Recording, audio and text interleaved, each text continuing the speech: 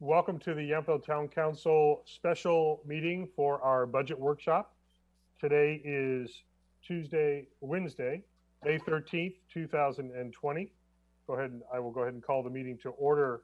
But before we get into roll call and the rest of our business, I will read again the protocols we will be following for this teleconference meeting. This special meeting of the Town Council is being held pursuant to Government Code Section 54953B related to teleconferencing of meetings. In addition, and pursuant to the Governor's proclamation of a state emergency and executive orders, where certain sections of the Brown Act relating to teleconferencing meetings have been waived. The town manager is present in his office. I am here in the council chambers. Vice Mayor Dorman and council members Moeller, Dornbecker, and Durham, along with staff, are participating remotely by video and audio in conformance with the governor's executive order. Confirm that all members of the town council are present in the video. I can see them all, I believe. Yes, I can. I'll now ask Michelle, our town clerk, to confirm that each member of the council can hear the proceedings and has a copy of the agenda for this meeting. Michelle? Yes, Council Member Dornbecker. Yes and yes. Thank you. Council Member Durham. Yes. Council Member Moeller. I muted you.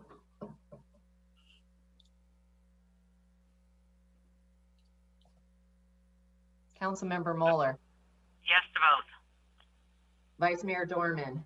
Yes to both. Mayor Dunbar. Yes, to both. I am here. Thank you very much. Also, regarding public comment, members of the public have been provided the opportunity to provide public comment via the email publiccomment@wyville.com, and the town clerk will, as long as I remember, will mention any comments, read through any comments that have been submitted when we get to any particular agenda item with public comments. I'd like to also mention that any vote taken during the teleconference portion of the meeting will be taken by a roll call vote led by the town clerk. And let's see, what's my last paragraph here? Agenda items. Public hearing and administrative regular items we don't have to worry about. We will be going through a variety of budget sections of our proposed budget. We have items 6A through G. So we will be going through those in order. With that, I'll invite the town clerk to call the formal roll, please. Thank you, Mayor. Council Member Dornbecker. Present. Council Member Durham. Here. Council Member Moeller. Here, and I would like to just let everyone know, I sent an email to John and Steve this morning. I have a Cal LAFCO executive meeting at 11:30, so I'll be signing off at 11:30 a.m. And if it goes quickly, I'll be back in. Thank you. Vice Mayor Dorman. Here. Mayor Dunbar. Here. Please join in the Pledge of Allegiance. I've turned my camera to show the flag here in the council chambers if you need that. Please join. I pledge allegiance to the flag of the United States of America and to the republic for which it stands, one nation under God, indivisible, with liberty and justice for all. Thank you. We'll now move on to adoption of today's agenda. Is there a motion? So moved.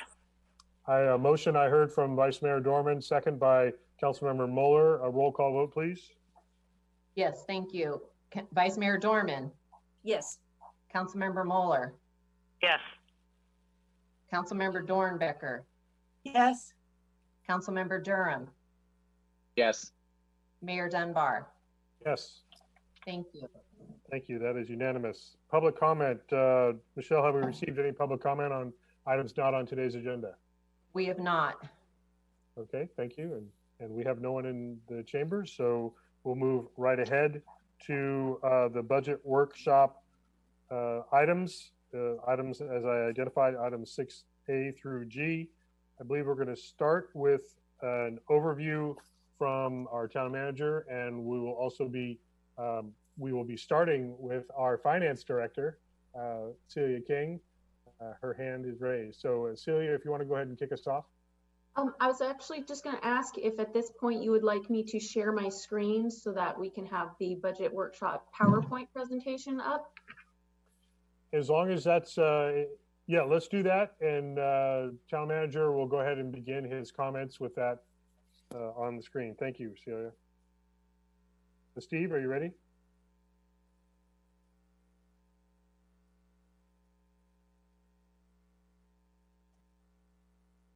Calling Steve Rogers. Oh, there you go. There you go. Mayor, Council, and our staff all know at this point that this is not the anticipated proposed budget that we would be discussing 2 months ago. In that time period, your staff has worked, as have many others, to adjust, look at, and bring our budget not only for the current fiscal year, but as we start working on the proposed fiscal year 2021 budget into line with what we currently know with related to the financial impacts of the COVID-19. So we'll go next. Here's how we know at this point where it's affecting our general fund financial status. The $5,382.46 is in the bank TOT. So that's we know we have that. There is the potential that we may get a little bit more coming in if there's some room rental in June. We're projecting 300,000 less in the sales tax. The state is allowing local businesses to sort of borrow and defer sales tax. So our sales tax collection is going to arrive, but it will arrive slightly delayed. On a positive side, our property tax collections are about 250,000 more than originally budgeted. And that's important because that's also a going forward revenue structure. We also are continuing to have, and these are, I think, really, really important to note, this council, over the vast number of years, we have been very fiscally conservative. We maintain our operations and grow incrementally, but more importantly, we have also developed a very principled reserve philosophy and internal fund transfer philosophy. So as we enter this time period, we are still sitting on 2.8 million in unassigned fund balance that had tentatively been earmarked for possible Yountville Elementary School purchase. We have 2 million in the dedicated emergency reserve fund, and we have 2 million in the revenue stabilization reserve fund, and we have 469,000 in the current year annual budget contingency. So as you can see, and that's just the banked reserves. I mentioned for 2021 revenue predictions, we are projecting a much softer TOT. Last year, we booked 7.5 million in TOT revenue on a budgeted projection of 7 million. The original proposed budget would have had 7.3 million in TOT. The budget that we're bringing forward to you today is going to show 5,250,000 in TOT. And I have to be very honest with you all. This is my best guess. I've lost a lot of sleep with different trajectories. I've done different mathematical analysis and formulas. And this just, this represents somewhere between in the range of a 30% revenue loss. And we also anticipate seeing a sales tax decline. Our sales tax is unique because it's principally based on tourism, and it's highly based on restaurant. So as we know, the governor is talking about some reopening, but we also know that it may come with different capacity structures. So again, we're now projecting $1,067,000 in sales tax revenue, whereas that would have been just shy of $1.4 million. One positive footnote on sales tax that I will share is that the results of the Wayfair decision and online sales tax, the good news is we're starting to see more of that come in. So there has been some sales tax increase offsetting that. But again, 70% of our sales tax is restaurant derived. All right. So I mentioned kind of that there may be, what are we doing and what are the revenue variables as we're moving forward in this current environment from that when we adopted the budget parameters. So we also right now we're going through the various departments and holding projects, finishing projects, looking at where we are. The council actually just approved one. The pending lease agreement with RH will result in $67,000 being added to the general fund revenue. And we will also have the $75,000 fine revenue. $18,750 will be applied to this current fiscal year. And then the balance will be applied next fiscal year. As many of you know, I never budget ERAP. Some years ERAP has been, 30,000. Some years it's been 125,000. So we just don't know. We know typically we have received some excess ERAP.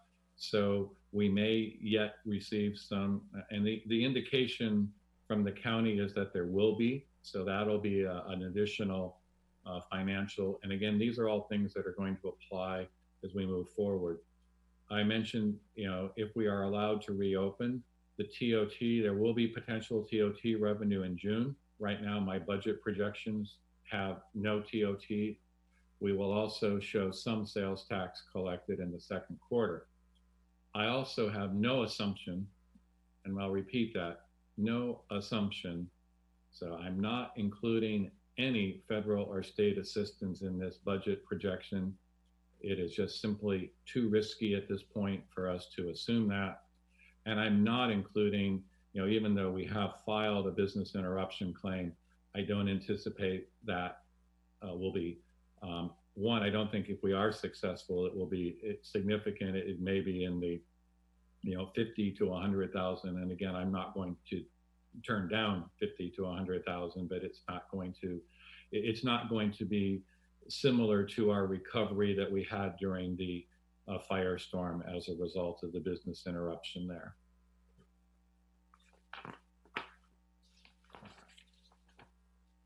What are we doing as an organization to address and help maintain service levels and hold true as we can to the council's adopted budget parameters? Again, our goal here is to maintain service level and provide as little disruption to services as we can.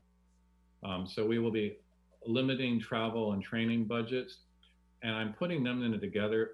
One of the things that we anticipate is training may shift some to online, so there may be some cost associated with technology and or registration fees shifting from conferences and seminars to training subscriptions. We had been close, and council members Moeller and Durham know that part of our OPEB discussion had been, at what year would we start using our $4 million balance and actually start having that fund pay for the retiree medical cost of approximately $140,000? The answer is this year. So we will begin doing that. And I want to point out again, just so everybody understands that the OPEB trust fund has plus minus a little over 4 million, and it's going to pay for 140,000 a year. So we're certainly in a position to do that. And going forward, I will be foregoing my annual bonus and scheduled salary increase as outlined in my contract. The code enforcement position that we had programmed to move forward this year is put on hold.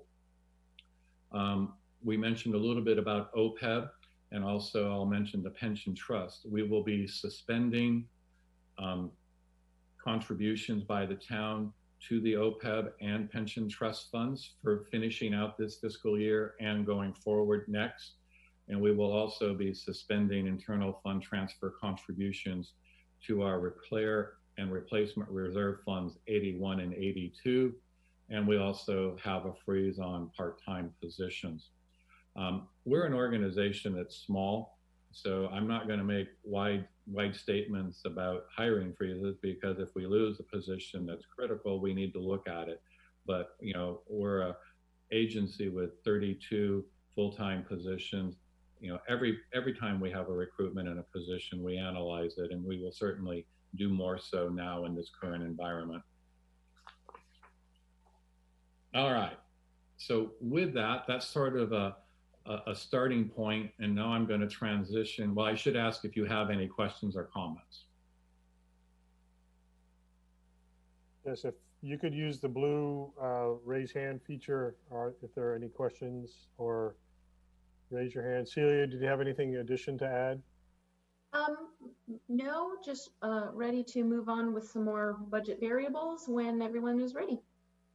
Mayor, I Okay. believe Marita and Carrie both have their hands up. Thank you, Sam. Okay. I was just going to report that. Yeah, unfortunately, I'm not seeing those on the video, so I'll have to I'm loading the participants. Let's go with Councilmember Dornbecker. Yeah, I want to commend the town manager for his willingness to forego his,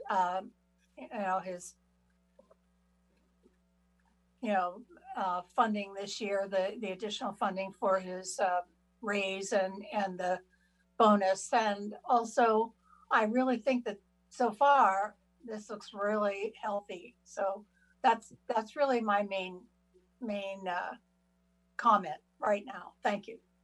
Thank you. Vice Mayor.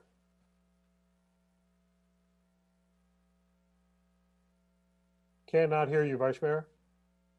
Here I am. Thank you. Thank you for the report, and thank you, Steve, for foregoing your salary and bonus. That's just really great, and we all appreciate it. So just as we go through this, I'd like to sort of get conceptually in my mind. Am I correct that what we are looking at here is we are not really making significant cuts in staff or services or salaries, but we are infilling by deferring some discretionary spending and using our reserves. And that at least is our framework until we see we need to do something different. I'll answer that. I think I'm going to say more of what you said is accurate, Vice Mayor Dorman, except what I would say is we have healthy internal fund transfers, and those have designated purposes. So in some cases, that's how we built our reserves and fund balance. So those are, you're correct. That's our first piece, along with our belt tightening.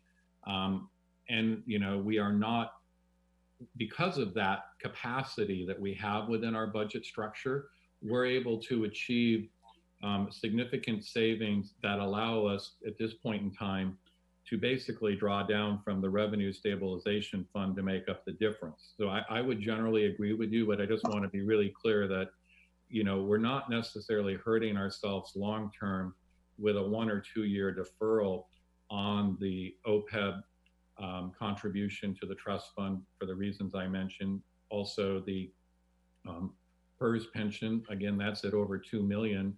So we will be able to pick those back up when our revenue capacity. So you're correct. We are not, as some of our neighboring jurisdictions are, there is not a call for a reduction in staff levels. And again, our organization is a very different scale than some of the, for example, City of Napa, that you may be familiar with some of the things that they're doing. But the trust internal transfer is going to the services and replacement funds. So we have money in there. So again, this is what I would call, prudent budget discipline because we haven't been using that revenue, hasn't been built into operation. So we have the ability to pivot and come back. So I would generally agree with your statement. And I'm going to just add to that also that we are able to continue providing all essential services. And you're seeing what Steve is describing as either a suspension or even elimination of discretionary spending. We are not in a position where we have to worry about salary positions, employees.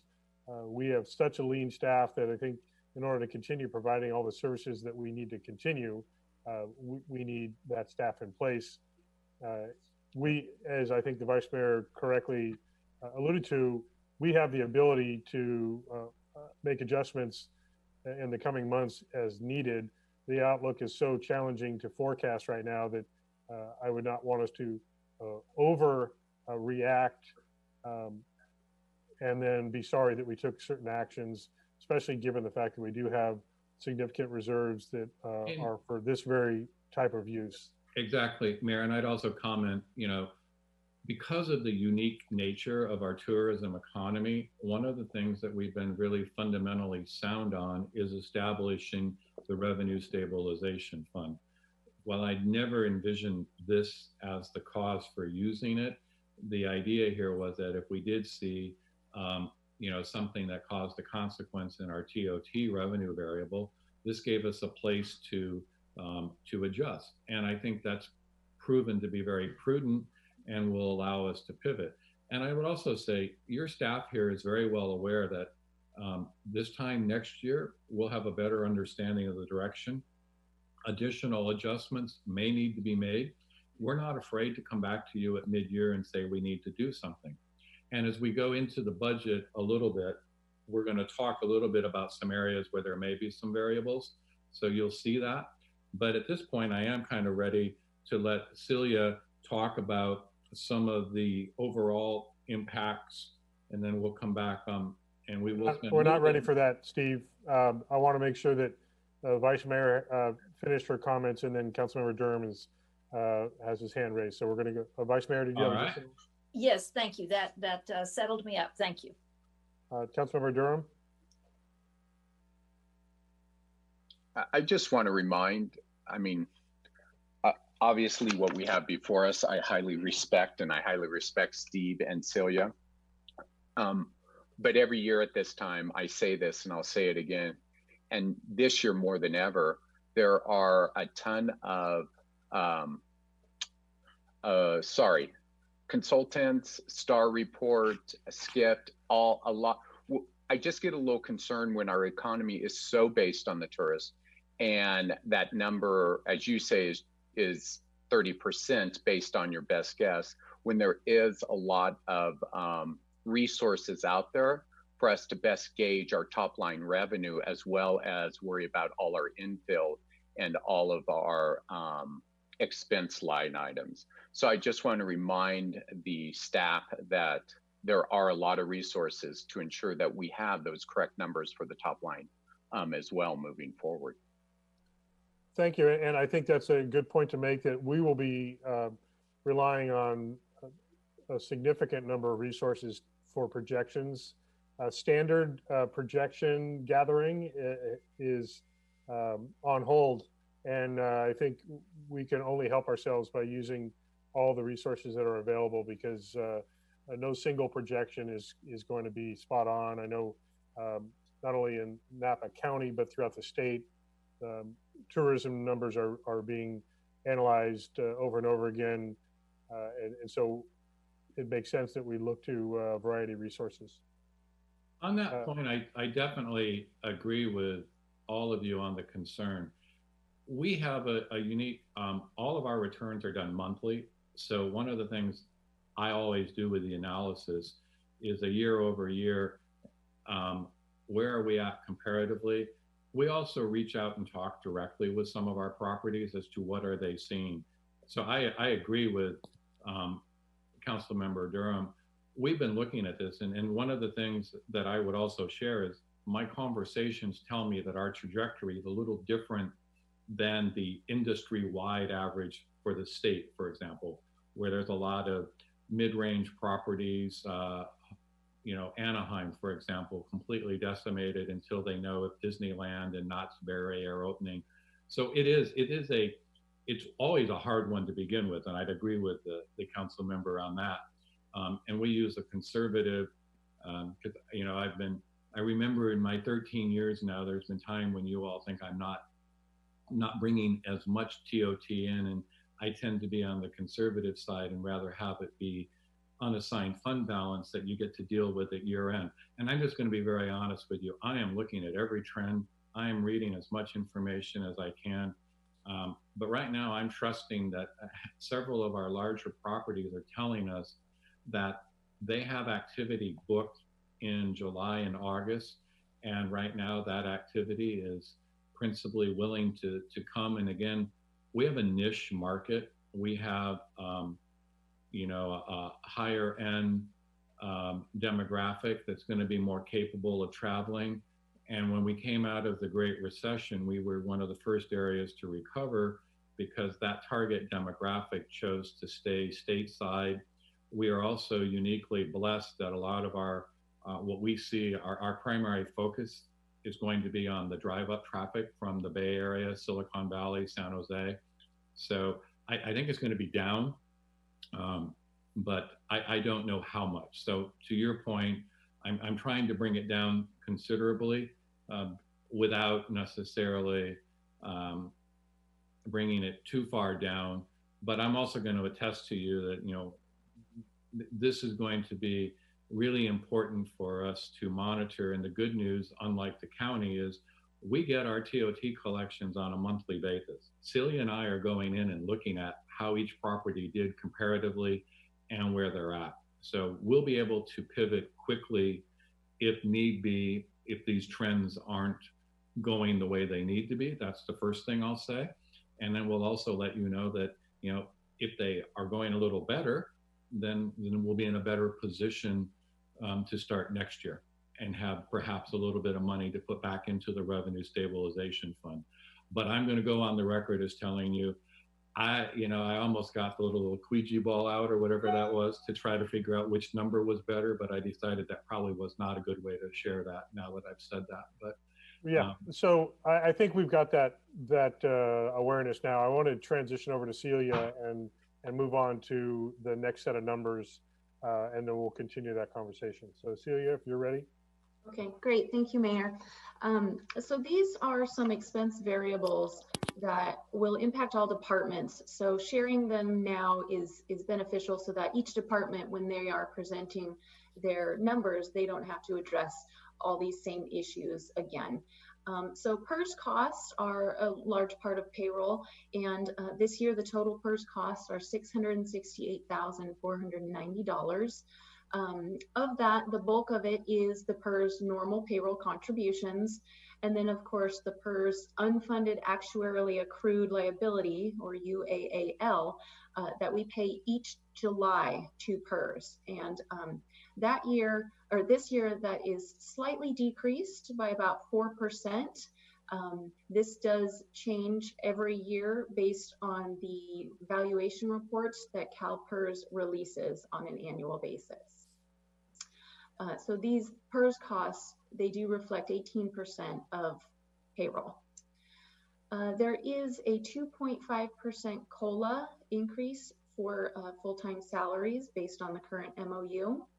We are anticipating about 5% increase for health insurance. Again, no contribution to the OPEB trust fund.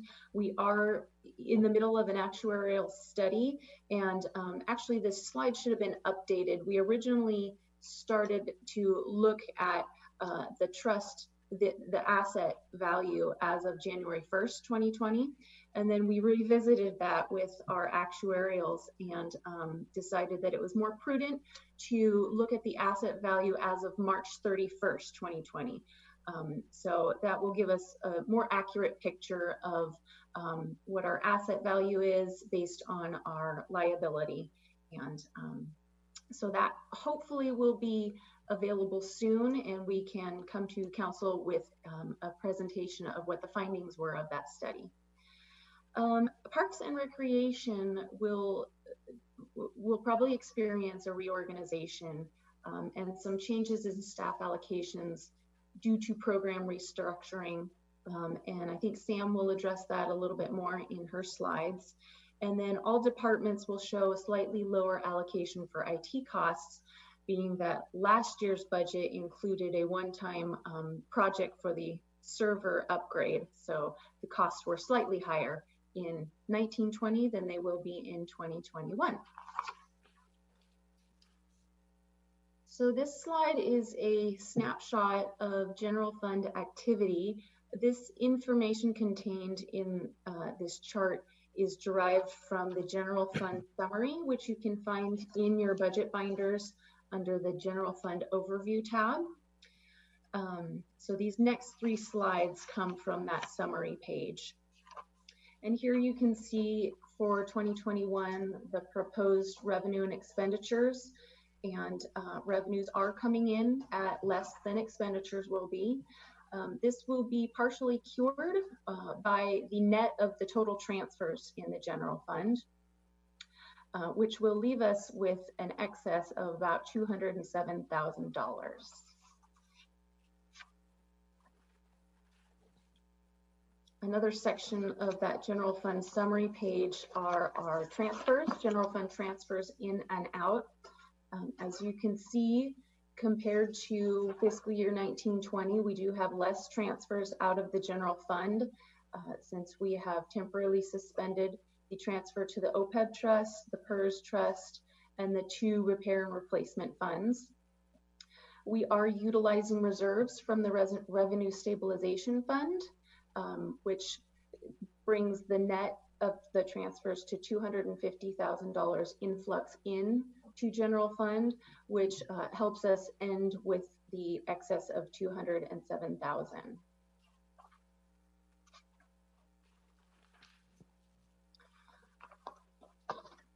The bottom portion of that summary page shows our ending fund balance allocations. So we are estimating that we will end fiscal year 2021 with the following allocations. You'll see there's a slight reduction in the assigned for legal contingencies and the assigned for leave buyout.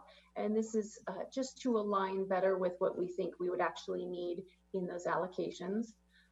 We are still able to put aside 5% of planned expenditures into the assigned for budget contingencies line item, and that is about $471,000.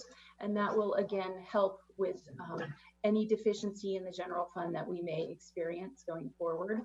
And of course, we still have the $2.8 million assigned for the potential purchase of the school property. Are there any questions on those 3 slides before we move forward? I'm not seeing any hands. I want to double check with Michelle in case there's been any public comment on this section. No public comment, Mayor. Thank you. Thank you. Seeing no council member questions, Celia, we can move on. Thank you. So this is just a little information about how we respond to a potential emergency. And I guess that could have been reworded since we are in a current emergency. We do first go to our assigned for budget contingencies.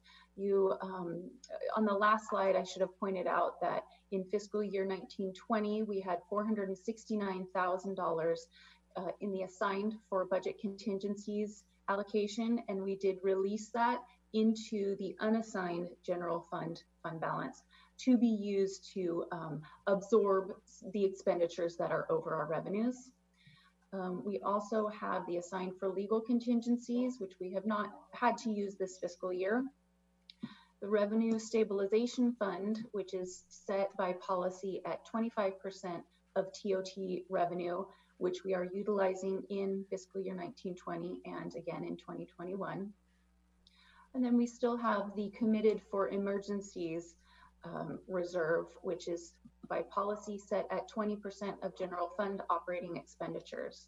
And in this proposed budget, we are continuing to meet that minimum requirement in that reserve. And I do want to point out, just to illustrate, the assigned for annual budget contingencies is a really critical spot, because that shows real prudent discipline. I mean, we have 471,000 in our proposed budget to help offset a revenue loss or expenditure increase. Whereas a lot of agencies will be limiting that in their budgets, just because, again, if we took that out, the budget would look more balanced or have additional capacity. So I just want to stress that we're still maintaining a very disciplined budget structure. Thank you, Steve. So these last bubbles show how we are preparing for the future for retiree health and pension costs. The OPEB trust, this does show the updated balance. I think the narratives reflected the February trust balance, and this reflects the March trust balance. So as you can see, a bit of a dip, a bit of a loss based on the economy, and I'm hoping that will go back up at some point. But 4.2 million in the OPEB trust fund, which will be used this year to fund the retiree health insurance premiums of about $134,000. And then 2.2 million in the pension rate stabilization fund to cover future pension costs. And we are not using any of the trust funds at this point to pay the UAAL due in July that is coming from the general fund this year. So any questions on any of those slides before we start looking at department line items?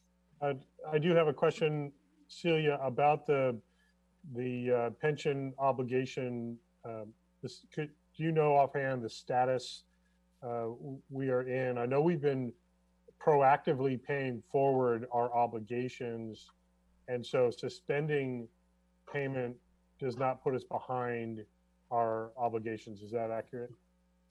Correct. We are not behind on our obligations. Again, CalPERS sends an actuarial valuation every year, which is actually 1 year behind. So at that point, they do let us know what our UAAL is that's due the next July, so that we are able to budget for that. So we are not behind on that.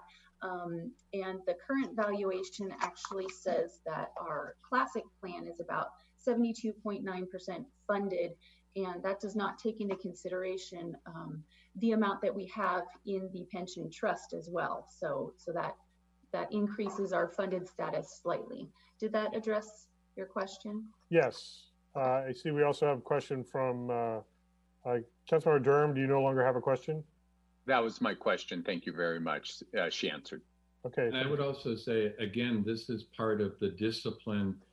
We have $2.3 million in the bank, so that if we got an unexpectedly high PERS bill, we have the ability to use that fund balance and offset our costs. So to your point, Mayor, yes, we're paying our going forward bill and putting some aside, and we still have the 2.3 million should there be a different PERS actuarial valuation.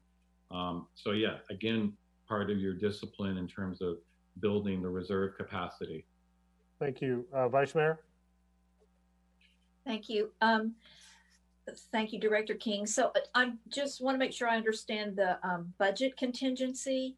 So for the fiscal year we're in now, we had 469,000, and have we spent that? And so it will be in our proposed budget, we will start with another 471. I didn't quite follow that. So we haven't spent that money. What we have done is released it into the unassigned fund balance.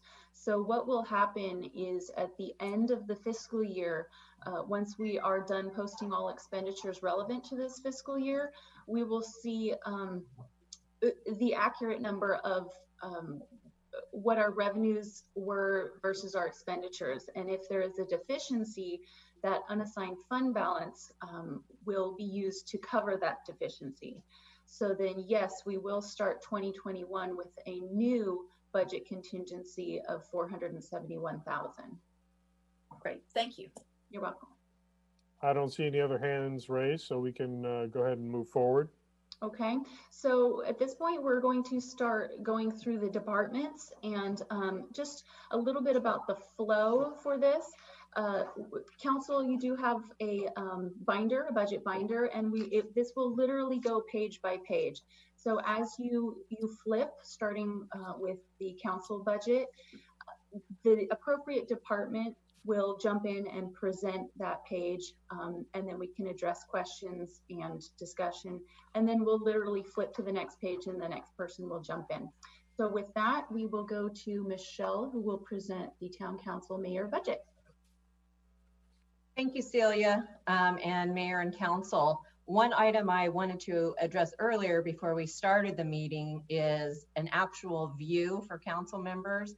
For me, I wanted to share with you, if you see that you're viewing the finance director's screen, to the right of her name will be view options.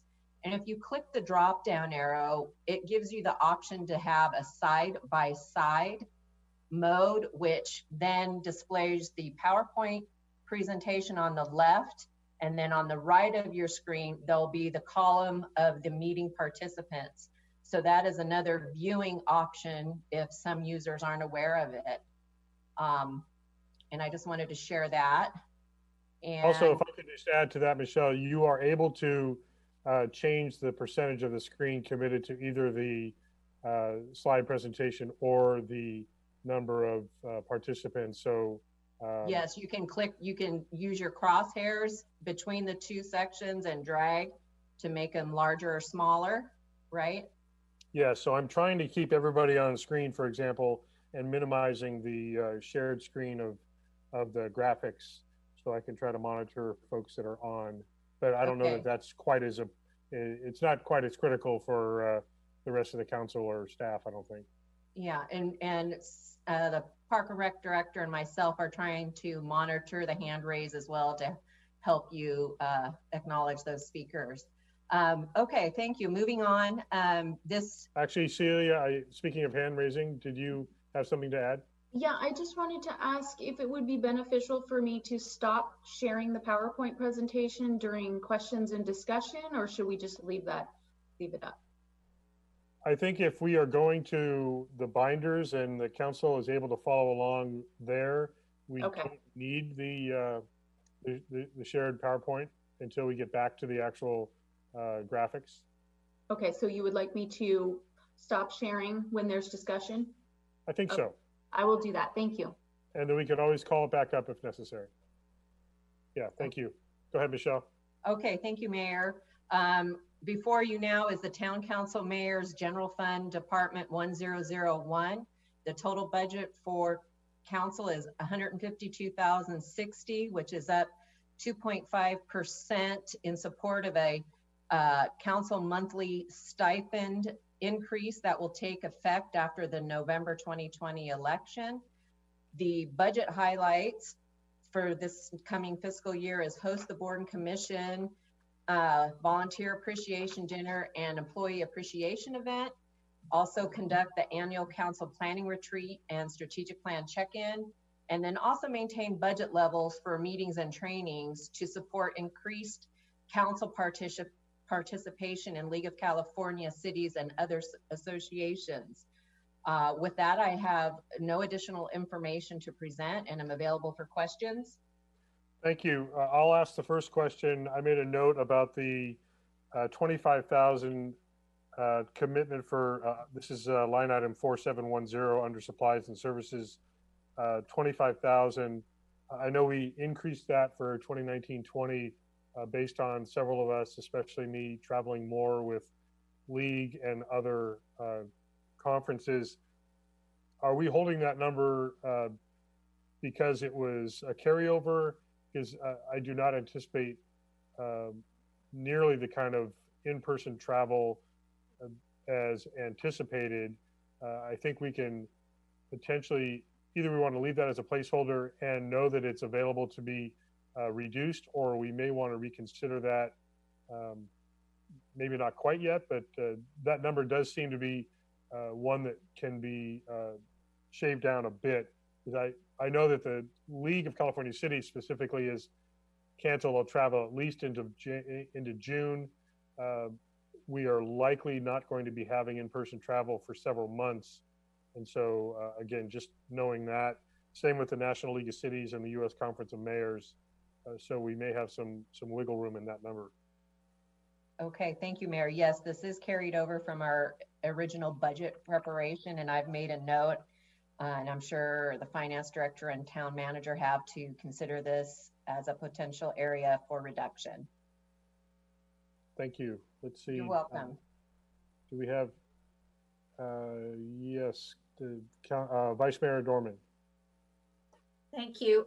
Along the same lines as the mayor is discussing, perhaps this is a time to discuss whether or not we as the council would forego our increase in November, and perhaps we might be prepared to forego all or part of our monthly stipend or salary if need be, whether now or in the future. Mayor, And I know it's a small amount, but when we are in these challenging times, I think every little bit can help us. Mayor, Council, if I could on that, what I would encourage those of you that may be inclined to do so, there's a structural basis for the determination of the council salaries. So my recommendation to you is that you not undo that, but that each of you have the individual or the collective choice to forego or reduce. And you certainly can do that by sending myself and the clerk a letter saying that you want to waive, much like what I propose for myself. So my advice is do not undo the formal structure, but if each of you are individually willing to forego either the increase or a portion, again, that's at your discretion. Perfect. Thank you very much. And I would agree with the town manager. We went well over a decade with no increases at all for council, and it becomes a hardship for some folks that while it is a very, very modest, extremely modest salary of just a few $100s a month, it took a very long time to increase that even slightly. There is a very strict limitation on how quickly you can increase salaries. Because it went over a decade with no increases, we are, I think, way behind a lot of comparable cities. And so the structure, as the town manager put out, would be impaired for several, basically for the future, and put us back in that same kind of bind. I think that it's easy to make individual decisions, but maintain that ability, because it does take an act of the council that's then delayed by 2 years, in some cases waiting to the next election. Things don't take effect till after an election happens. So it is a fairly complicated thing, even to make a modest increase. So I would support the town manager's suggestion on that. Councilmember Durham. Yeah, just as another quick note, there are 2 council members up for election this year. And I wouldn't want that decision that we make now or today to affect anyone's decision looking to participate in the near future. So I think that's an important consideration as well. Thank you. Councilmember Dornbecker. Yes, I had a question actually about the meetings and trainings budget for fiscal 2020-2022 has gone up. And I'm wondering, given that we're going to be doing a lot of it by Zoom and probably WebEx and other ways to facilitate online, do you think that that might be an area where we could rethink that and maybe not make that increase? Well, I think what we can do in both of those areas, in 4710 and 4715, we can drop them by 5,000 each at this point in time. I would also just caution, and that's fine if we do that. I just caution that the training and other meetings, while they, at least for the next several months, probably will almost definitely be virtual. There will still be some costs associated with Exactly. those virtual trainings. And so I think it's definitely in the travel line item that we will see some savings for sure. We want to still be able to keep up with training. And in some cases, that training is in very new territories about how do we manage the impacts of the pandemic. So we are actually going to probably see additional webinars and other online training that we just want to make sure that we have sufficient funds there. I think it probably can, as the Councilmember Dornbecker, you've alluded to, there will probably be some savings there. I don't know that we need to start getting into the hundreds of here, 1,000 there conversation at this point. But I think the travel sector is definitely something that we can, at least probably 5,000 as the town manager suggested.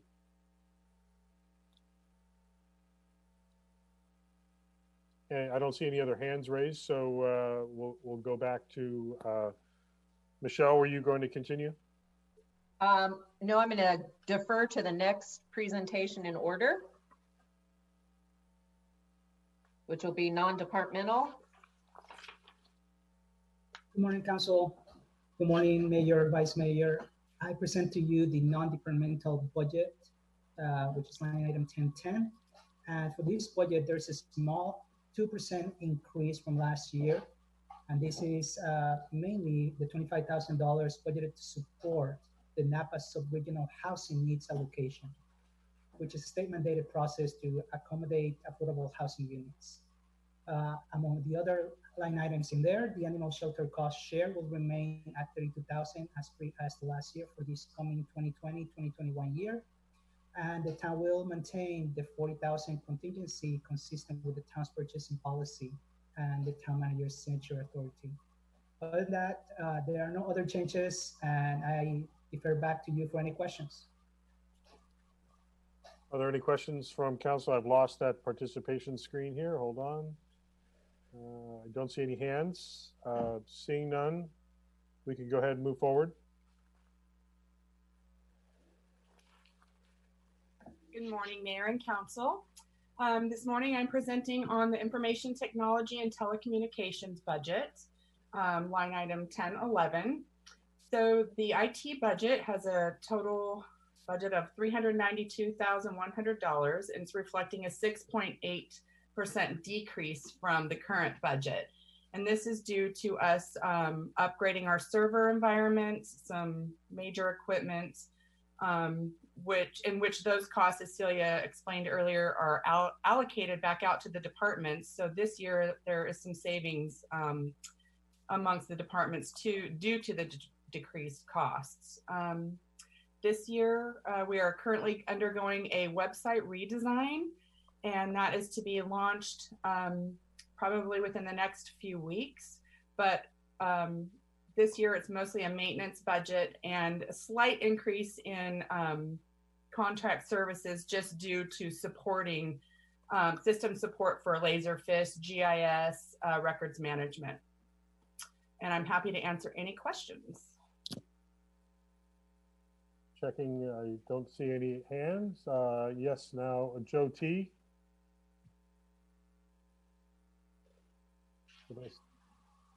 Joe, did I see a hand raised for you? No, sir. I didn't touch the screen, Mayor. Sorry if there's any confusion. No, now I see one for Vice Mayor. Thank you. And thank you, Ms. Baldia. You said there's going to be, did you say a decrease or increase in contract services? Because my line item shows a decrease. Well, there is a slight decrease because we have completed. Sorry if I missed. Perfect. No, I just wanted to make sure. Okay, thank you. Yeah, to be clear, there's an increase in the technology cost for the consultant, an overall decrease in the IT budget. Thanks, Steve. Okay, I don't see any other hands. Next.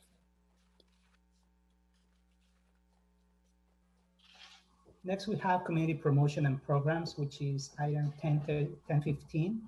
The total budget for this year is $419,637, which is up 6.7% due to increase to the transit subsidy and inclusion of the Emergency Preparedness Fund, the Happiness Project grant, and the leaf blower reimbursement program, which is pending decision from the council. Of those, 6,000 is allocated to the Happiness program and emergency preparedness each. The Chamber of Commerce 3-year contract, as you approve, is going to remain flat for this fiscal year, 2020-2021, and it will increase 3% for the next subsequent year. 1,500 is allocated to support the resident pool pass program, which we started last year in lieu of the pool, and $25,000 again is allocated for the potential leaf blower replacement reimbursement program, if you choose to move forward with that. Do you have any questions for me? Yeah, I'll start, Eddie. In the narrative, it says $1,000 for the Happiness Grant Program. You mentioned 6,000, and in your in the actual budget, it says 6,000. I think we need to discuss whether 6,000 is appropriate. Same with the emergency preparedness workshops. If we still have, if this is ongoing education, and do we need those kinds of commitments to those two programs? Sure. Let me just add the $1,000. I don't have the narrative. I have the detailed items in front of me, but I know that the program supports up to $1,000 for each program approved, with a total amount of $6,000 for the program as a whole. So that might be where the mistake is. Okay, thanks for that clarity. Now my question is, that's $12,000 in those two programs, and do we feel that it's necessary?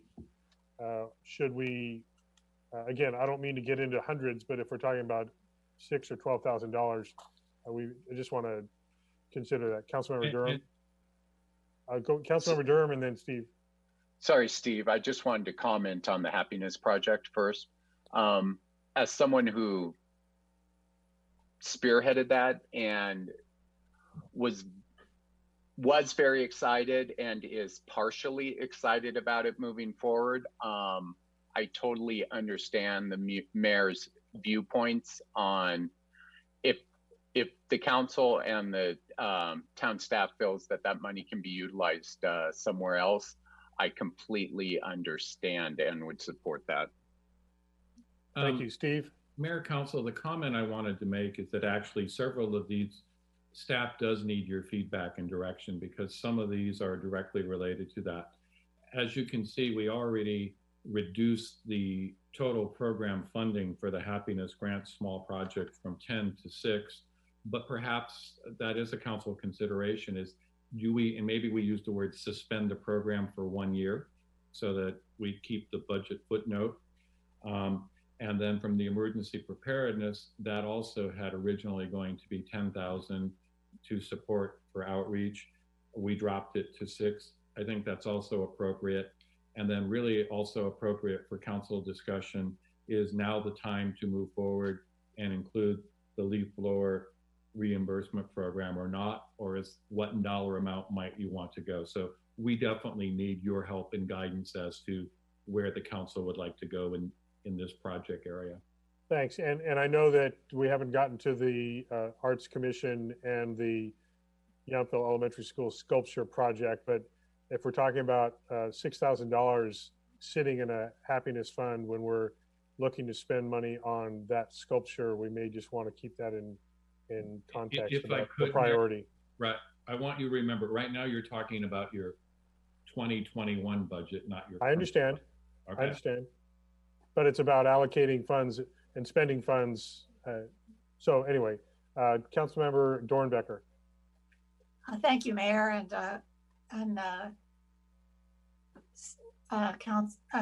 Town Manager. I think at this point in time, reducing the amount for the disaster preparedness to 6,000 is fine but I do feel that it is worth keeping that program and that outreach going, especially with yet another disaster happening right now. And we may not be able to spend that on having a workshop where we invite the townsfolk to come, but still the outreach is still important to build upon both what Vice Mayor Dorman and I have done, as well as what Samantha and the Park and Rec Department have done. I think that we're starting to finally build the kind of understanding of the program, neighbors helping neighbors, that we've been trying to do. So I would hate to see that, you know, $6,000 isn't a lot of money. I still think it's a worthy expenditure to keep that program building. Otherwise, in terms of the happiness program, perhaps instead of using, you know, letting that $6,000 sit there, perhaps we could redirect that to the sculpture for the school. So I think that there are other ways of dealing with some of these smaller projects, but I really do think that the preparedness program is a really important one going forward, because this is just you know, another disaster in the making, and there will be more in the future. And the more we can build awareness among the residents and the businesses to help each other, the better off we'll be. So that's my feeling about it. Thank you. Thank you. Councilmember Moeller.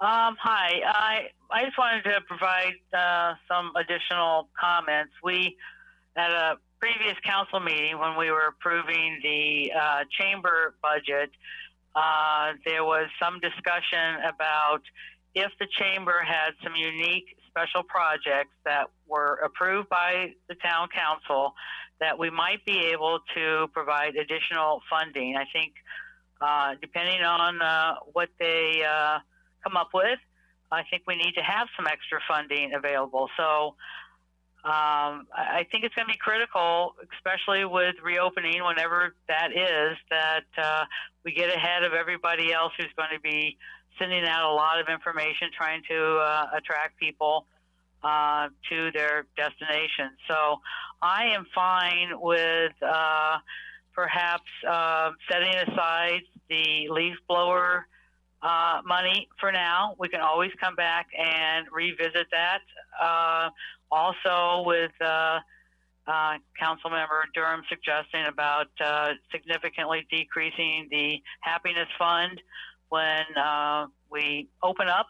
I think that'll be a great time to really consider the value of that and what will be needed then. So I think some of these things just need to be redirected to a different placeholder. Primarily, I am thinking about funding for the chamber for special projects that they may come up with that we might find very useful. This isn't really just going to be status quo for them. I think they need to provide us with some additional opportunities, and I've heard from Whitney that she is considering those. Yeah, just Thank you. in that same subject matter, know that there is an effort going on. Nothing is guaranteed, obviously, when the state legislature is looking at a $54 billion unanticipated budget shortfall, but there is an effort to get specific tourism marketing dollars set aside for cities throughout the state. So there could be some monies coming available for that type of chamber additional support. We don't have that money, so I wouldn't count on it. That's just more of an informational comment. Steve, and then we have other council members. You will have on your agenda for the 19th a $25,000 special project adjustment project from the chamber.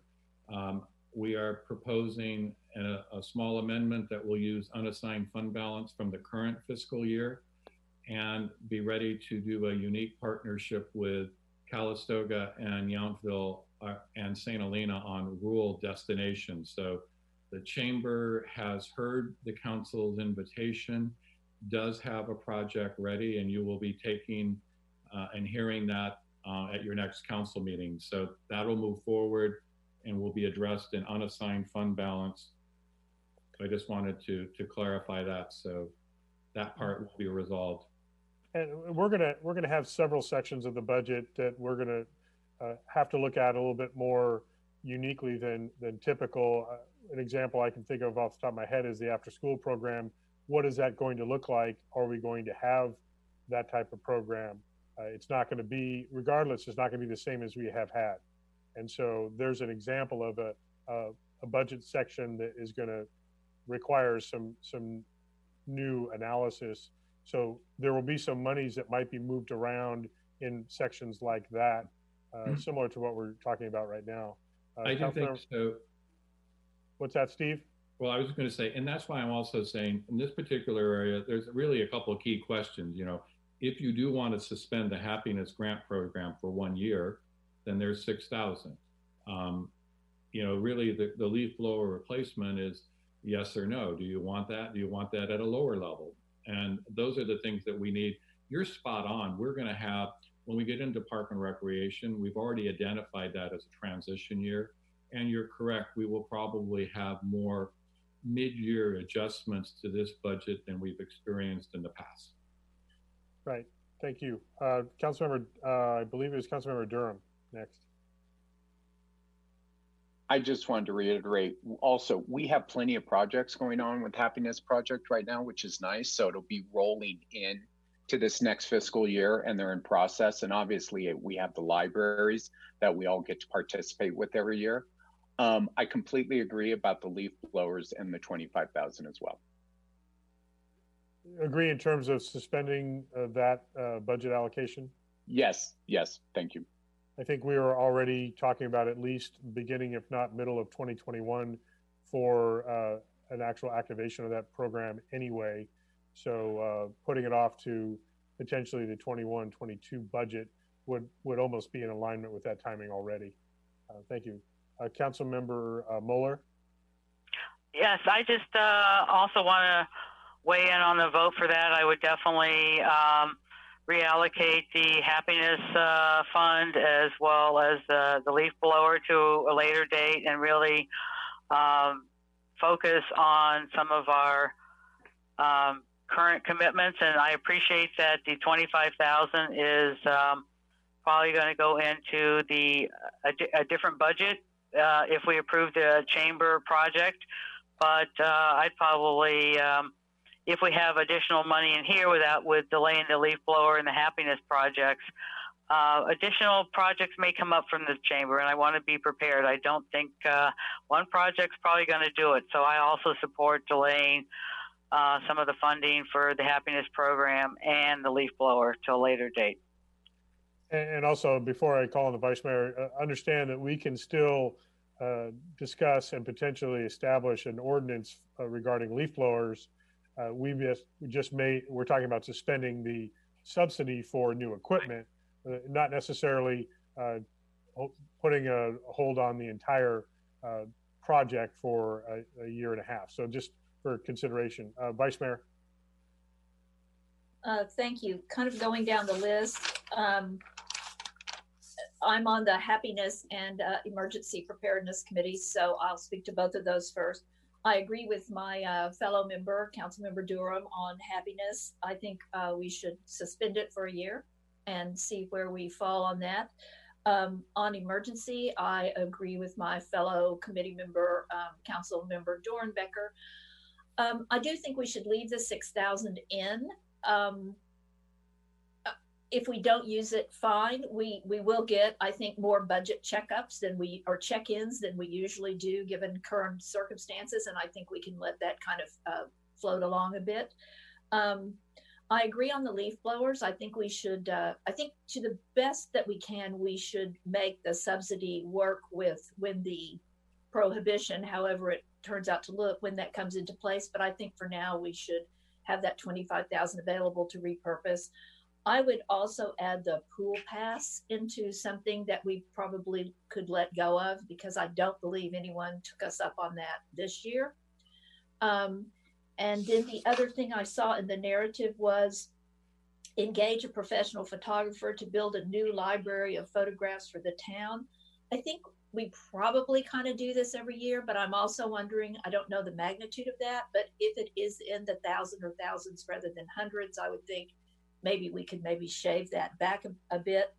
And I would be in favor of this money that we are going to possibly repurpose, we leave it in this Fund 1015 because, for example, our chamber contract is already in here. And so if we're thinking that that would be where we might be able to put that money, and I think it would give us flexibility rather than just putting it into the general fund. We know it's there for those kinds of projects.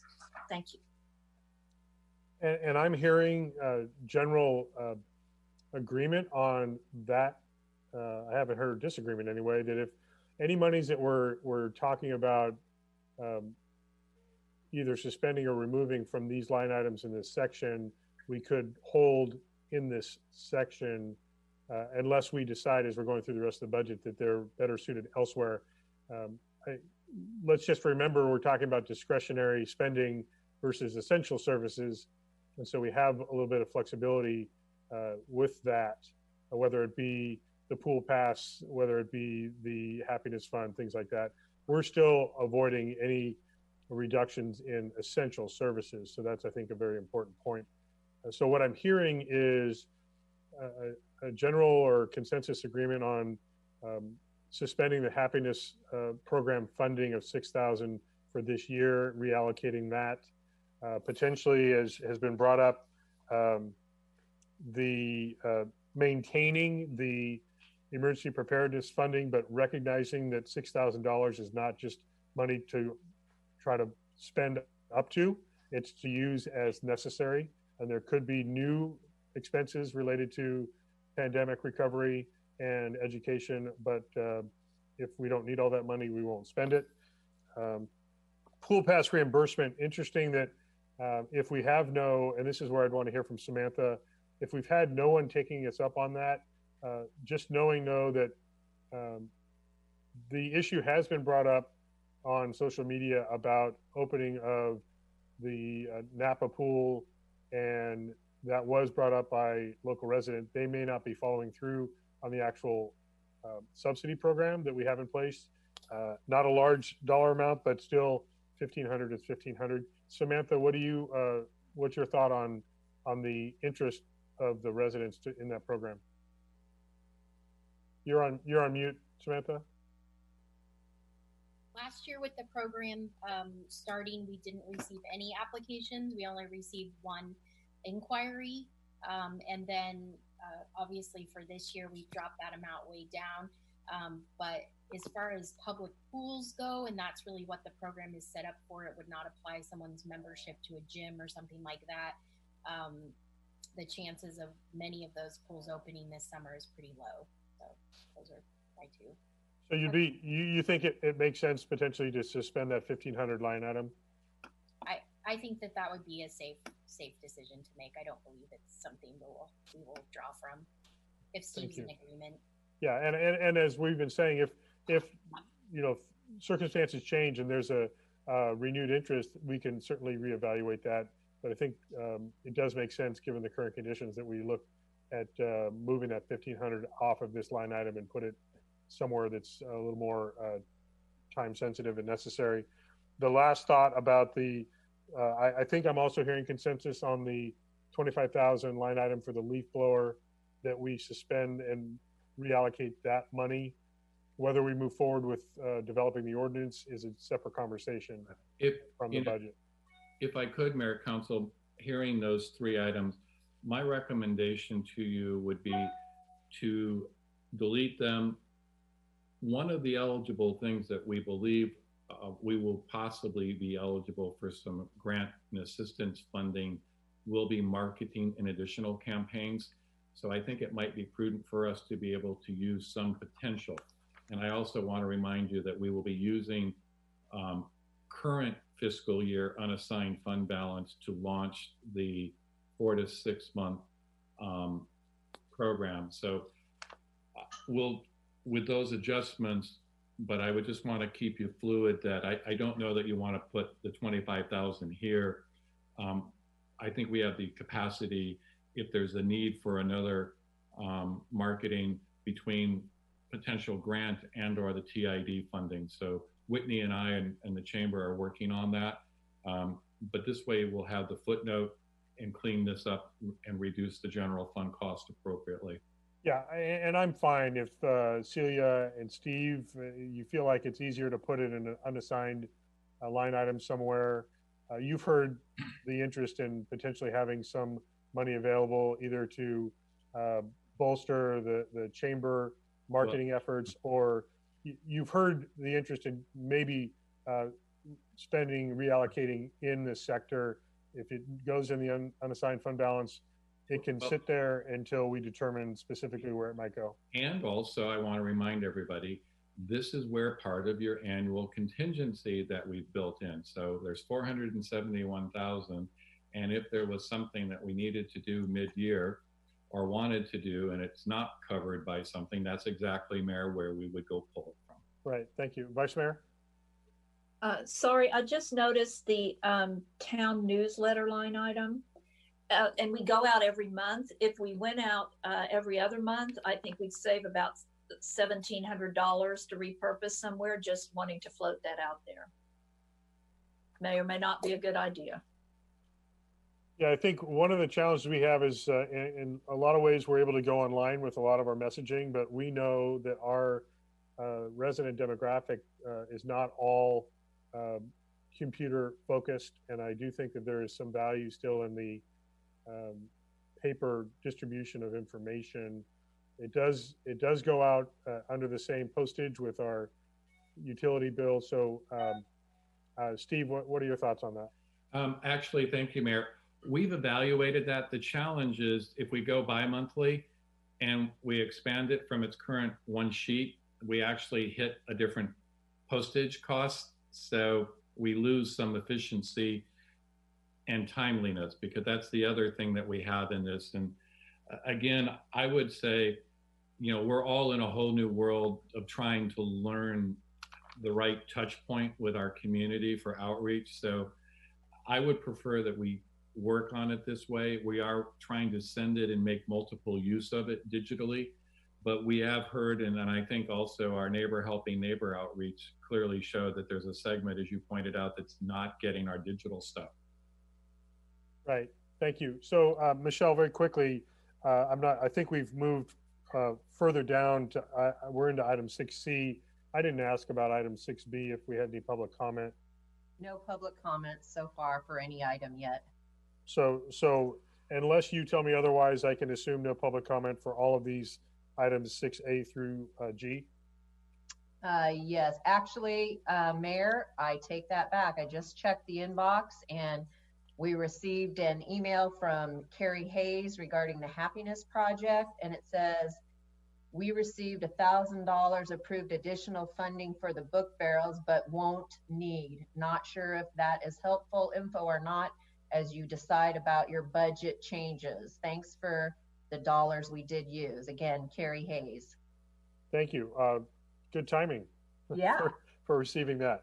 We're always happy to hear that we're receiving and also funding. For clarity, Mayor and Council, all of the approved projects are funded out of the current fiscal year allocation, not the new allocation going forward that we're talking about. Thank you. So I don't see any other hands on this. So I believe, are we at town manager's section? Yes, we are. Go ahead. Budget's down. Okay, any questions? Again, I have to get my participants thing back here. I don't see any hands, Mayor. I don't either. Okay, with that, move right on to the next item, general fund finance. Okay, thank you, Mayor. Small decrease in this department.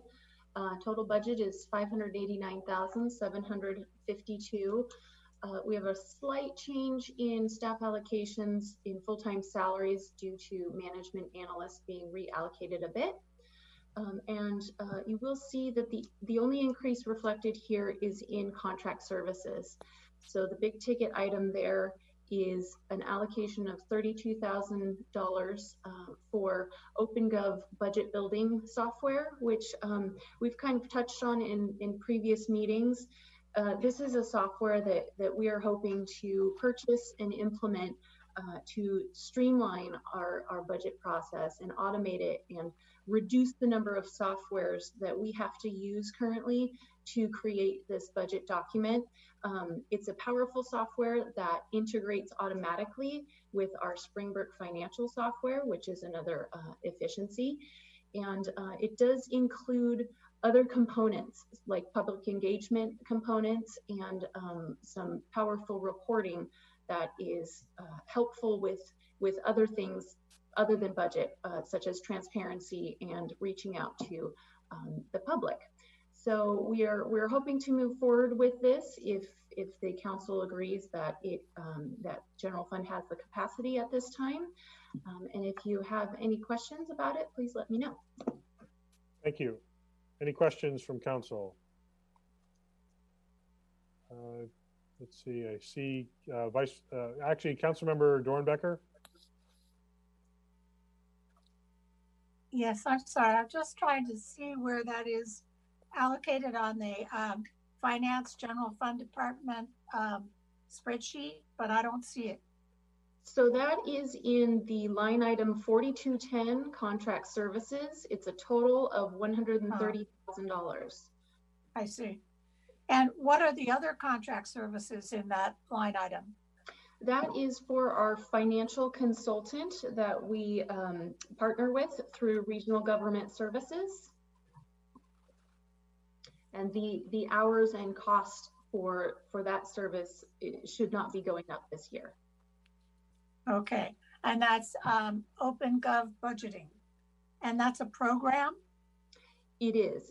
It's a software, yes. Okay. All right, thank you. Thank you. Vice Mayor. Thank you. So on the same thing on the one-time expenditure for the OpenGov budgeting, I mean, is it critical to us at this time? Is this something that you can come back to us about when we do a budget update? I know we have a lot of technology. I know we need technology. We rely on technology, but is this something that we could defer discussion of? Thank you. It is not critical at this point. We've produced our budget in this way for years. So if we have to do it for one more year this way, we could definitely handle that. I think timing wise, if we did postpone it, we wouldn't postpone it till mid-year. We'd probably postpone it till 21, 22, just because we would want to start the project in July and make sure we had everything implemented for the next budget season. So if council agrees that this is not the correct time for this, we could put a hold on it if needed. Thank you. Well, go ahead, Vice Mayor.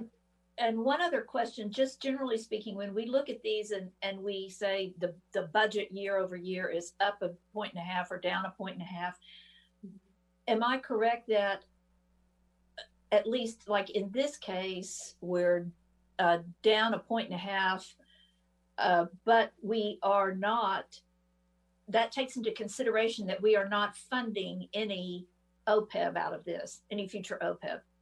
Yes, so the decrease is mostly due to personnel costs, but as you see, the supplies and services section, that has increased. Okay, so thank you. And that said, I would be in favor of deferring this and repurposing the money to something else. Okay. Thank you. We'll hold that for further consideration. Councilmember Durham. So on this line, then, I think this is exactly this line item of 32,650 for this type of software is exactly how the town needs to move forward. And these are the choices we make that we just had the discussion on for the Happiness Project, the leaf blowers, because the money is better spent in this situation.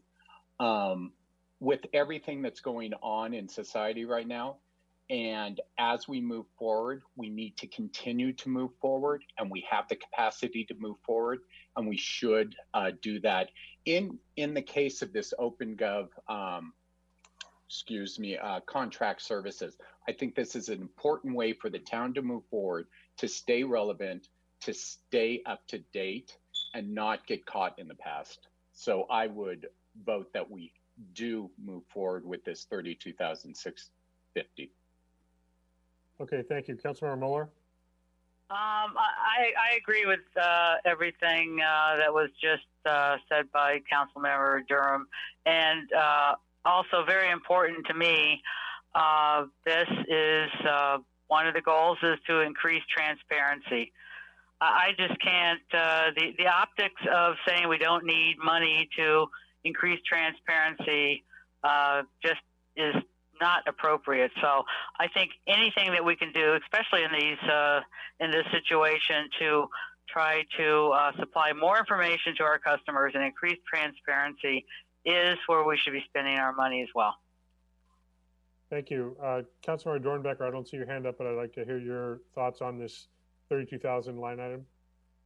Well, I guess I'd like to ask the town manager if he would weigh in and tell us, is this OpenGov expenditure of $32,650,000 really, is that a necessary thing for this budget year, or could it work just as well next year when we will have a better understanding of where we stand fiscally? Town manager? Two answers, Councilmember Dornbecker. There are a lot of discretionary activities and functions within the budget that I could tell you could take out, and we would figure out a way to do. What I will tell you about our focus, and this is how I evaluate all of the technology requests that come before you. I hear from you that you want more accessibility, more awareness, more efficiency. So I always evaluate, is the use of the software going to have value? Is it going to potentially integrate, reduce other staff so that they'll be available to do additional tasks? Right now, we're heavily dependent on, we've created a great budget process, but we use a lot of different technologies. We use a significant amount of the management fellows' time to create the document, the budget structure, because the budget is both an internal control structure on the Springbrook side, as well as where we've really, I think, grown is in the public education outreach side of the budget document. I have to be very honest with you. I think this is a good thing. I wouldn't have put it in the budget if I didn't believe, but I'm also going to be honest with you that, you know, if you were to eliminate this, we'll figure out a way to produce a quality budget, do what we're doing, but it may have, you know, it will take up a certain amount of staff resources to continue to do it. We also don't know what the cost would be next year. I'm also going to agree with the finance director, because of the nature of this particular software, we need to acquire early enough so that it's in place and we have training on it before we start the budget implementation for next year, because there's nothing worse than I think most of you can relate to than, you know, being in the middle of a new budget, starting a new budget software at the same time. So, I mean, timing wise, if you're going to defer the project, it should be deferred till next year, but I would support the project. Now, maybe we could give ourselves 3 months to evaluate the circumstances and then make a yes, no go decision on it. And if you're comfortable, we can bring that back, but we couldn't go much longer than that. Well, I think 3 months is probably if we could defer it for 3 months, I'd feel more comfortable, because I think we'll have a better picture of what's, you know, when I hear that Los Angeles is telling people to continue to stay home for 3 more months. I mean, things are so up in the air right now. I think I would feel better if we brought this back, you know, in 3 months and looked at it again, as long as we have that option. So Steve, I'm going to get us moving forward here, because we've heard two folks that would like to suspend it and two folks would like to move forward. I'm going to agree with leaving it in. I think it's critical that we stay relevant and current on technology. For years, one of the real challenges that we had here in the town of Yountville was we did not spend money on updating our electronics. We are still years into catching up in some ways with whether it be records retention, storage, or other, I think, critical technologies. I'm going to support keeping this in. It doesn't make sense to me to wait a few months and be into another fiscal year, and then it's nearly impossible to transition. So I'm hearing at least 3 yeses to keeping it in, and Okay. so I think it's going to stay. I'm conscious of the time that we have. We're losing Councilmember Mueller in 20 minutes, 25 minutes. So I want to move forward on as many of these sections as we can with the full council. So I'll just move the conversation forward from there using my bully pulpit here. Risk management. Good morning again. So risk management is pretty much status quo. The workers' compensation and liability numbers are allocated to all of the departments, and we continue to keep our funds in for employee training and development. But please keep in mind that these trainings or development are mandatory trainings that are required by the state, particularly like sexual harassment and all that good stuff. And we also have our Liebert Cassidy Whitmore, which is very valuable to employee training and development. Otherwise, it is pretty much status quo, and I'm happy to answer any questions. Thank you. Anyone have a question from the council? I'm not seeing any hands. Okay, we'll move right ahead then to town attorney. Really quickly, the town attorney budget is also flat. Any questions about that section? And I should point out, Gary's agreed to this. Thank you. Yeah, I think we've had a little bit of an increase in services from the town attorney, but I think it's been very necessary and critical support that we've been getting. So, and just on that point, you also remember we do have a small budget allocation in planning and building for land use associated costs for the attorney as well, and then we have third-party costs that are incurred through reimbursement. Right.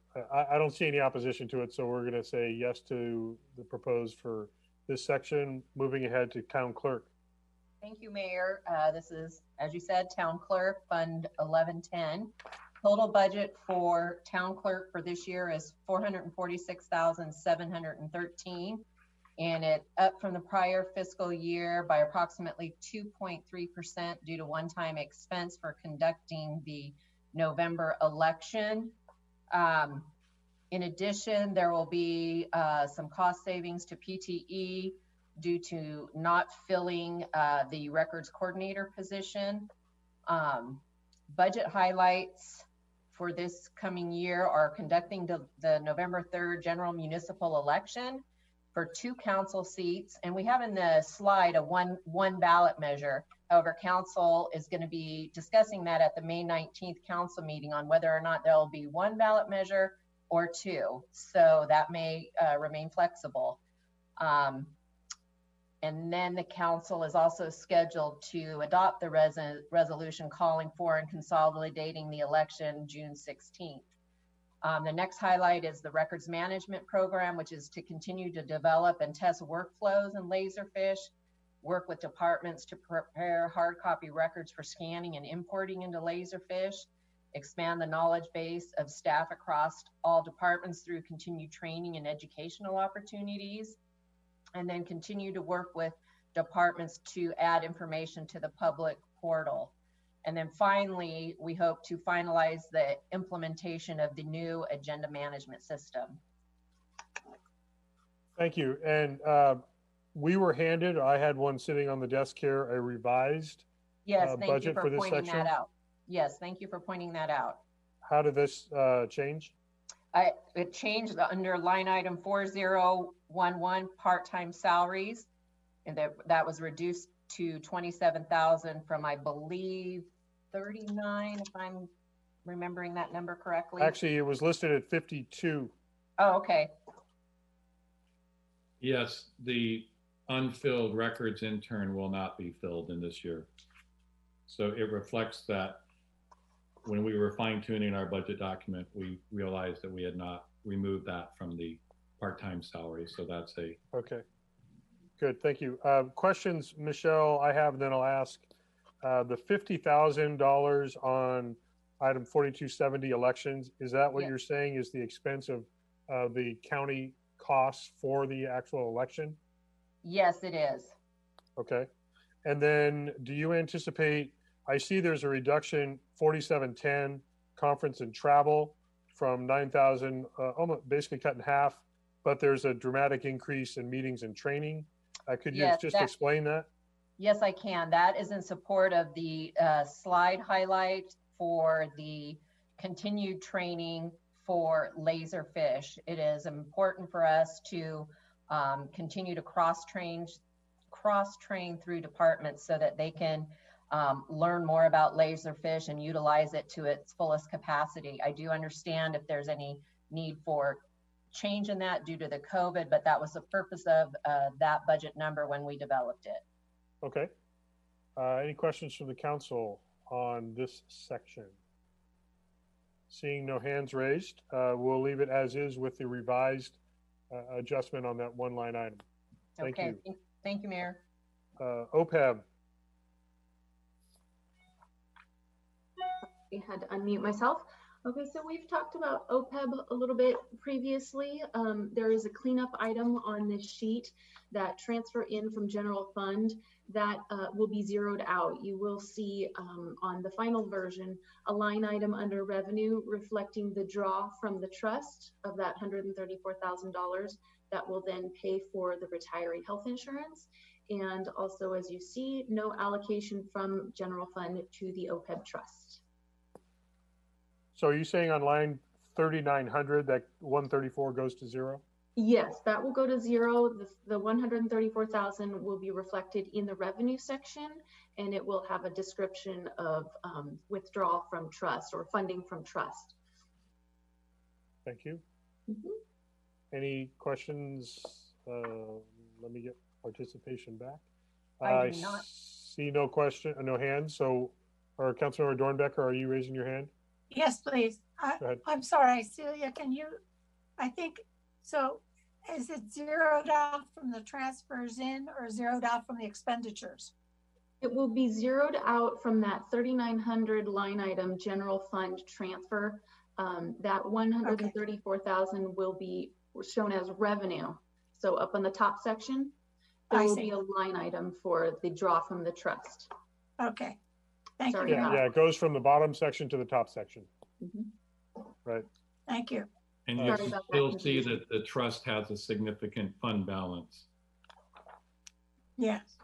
Okay, I don't see any other hands. Let's move on to PERS, UAAL. Okay, again, we're paying our 276,000 required UAAL payment to PERS, but no contribution to the trust at this time. Okay, I have a question that relates to this and the next Revenue Stabilization Reserve Fund.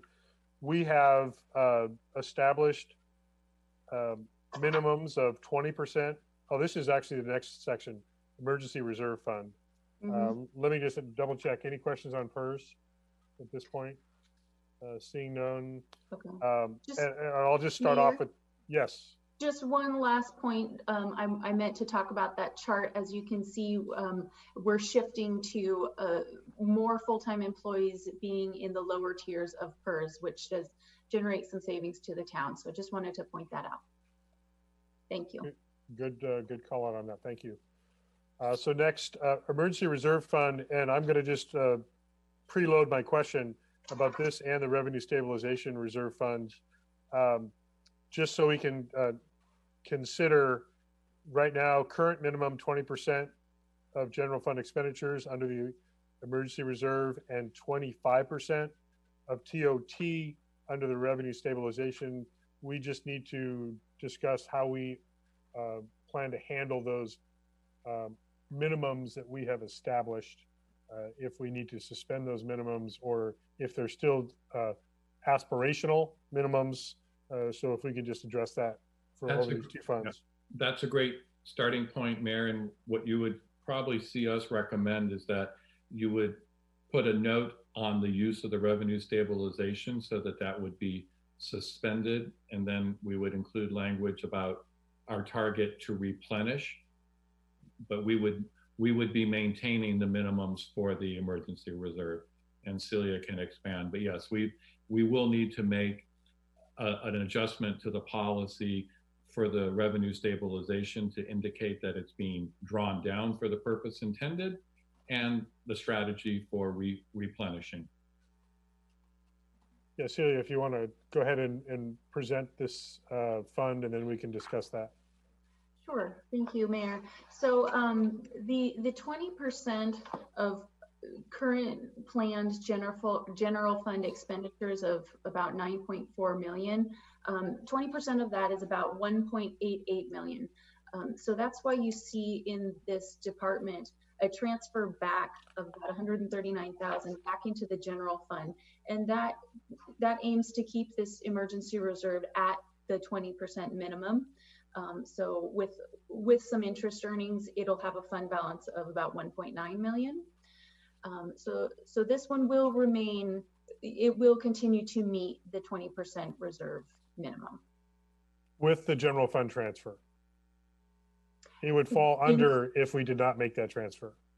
No, that transfer is a transfer out of this Fund 04 and back into General Fund 01. Because it has at this point over 2 million in it. So transferring back into the general fund gives a little boost to the general fund and keeps this at the minimum. I had to go in the other direction. Got it. So yes, we're maintaining the 20% given this current budget and actually reallocating that money to maintain the 20%. I understand. Correct. Okay. And any other questions about this, Vice Mayor? Question. Yes, thank you. So I had asked about this earlier on when we first started drawing on the Revenue Stabilization Fund, whether or not we should draw some or all of it out of the Emergency Reserve Fund. And I think, Mayor, you had talked about sort of the colors of money. I'm just wondering if at this point we should look at that again about as we are going to, and I'm kind of going forward to the Revenue Stabilization Fund, but should we look at for next year drawing some out of each since we remain in a declared emergency, and it might give us some flexibility because we can only use this General Fund 04 in a declared emergency? Just a philosophical question. And so your philosophical question would carry over to both the emergency reserve and the revenue stabilization? Yes, as how we, for the next year, how we look at what's coming out of each reserve, what might give us maximum flexibility in our go forward budget.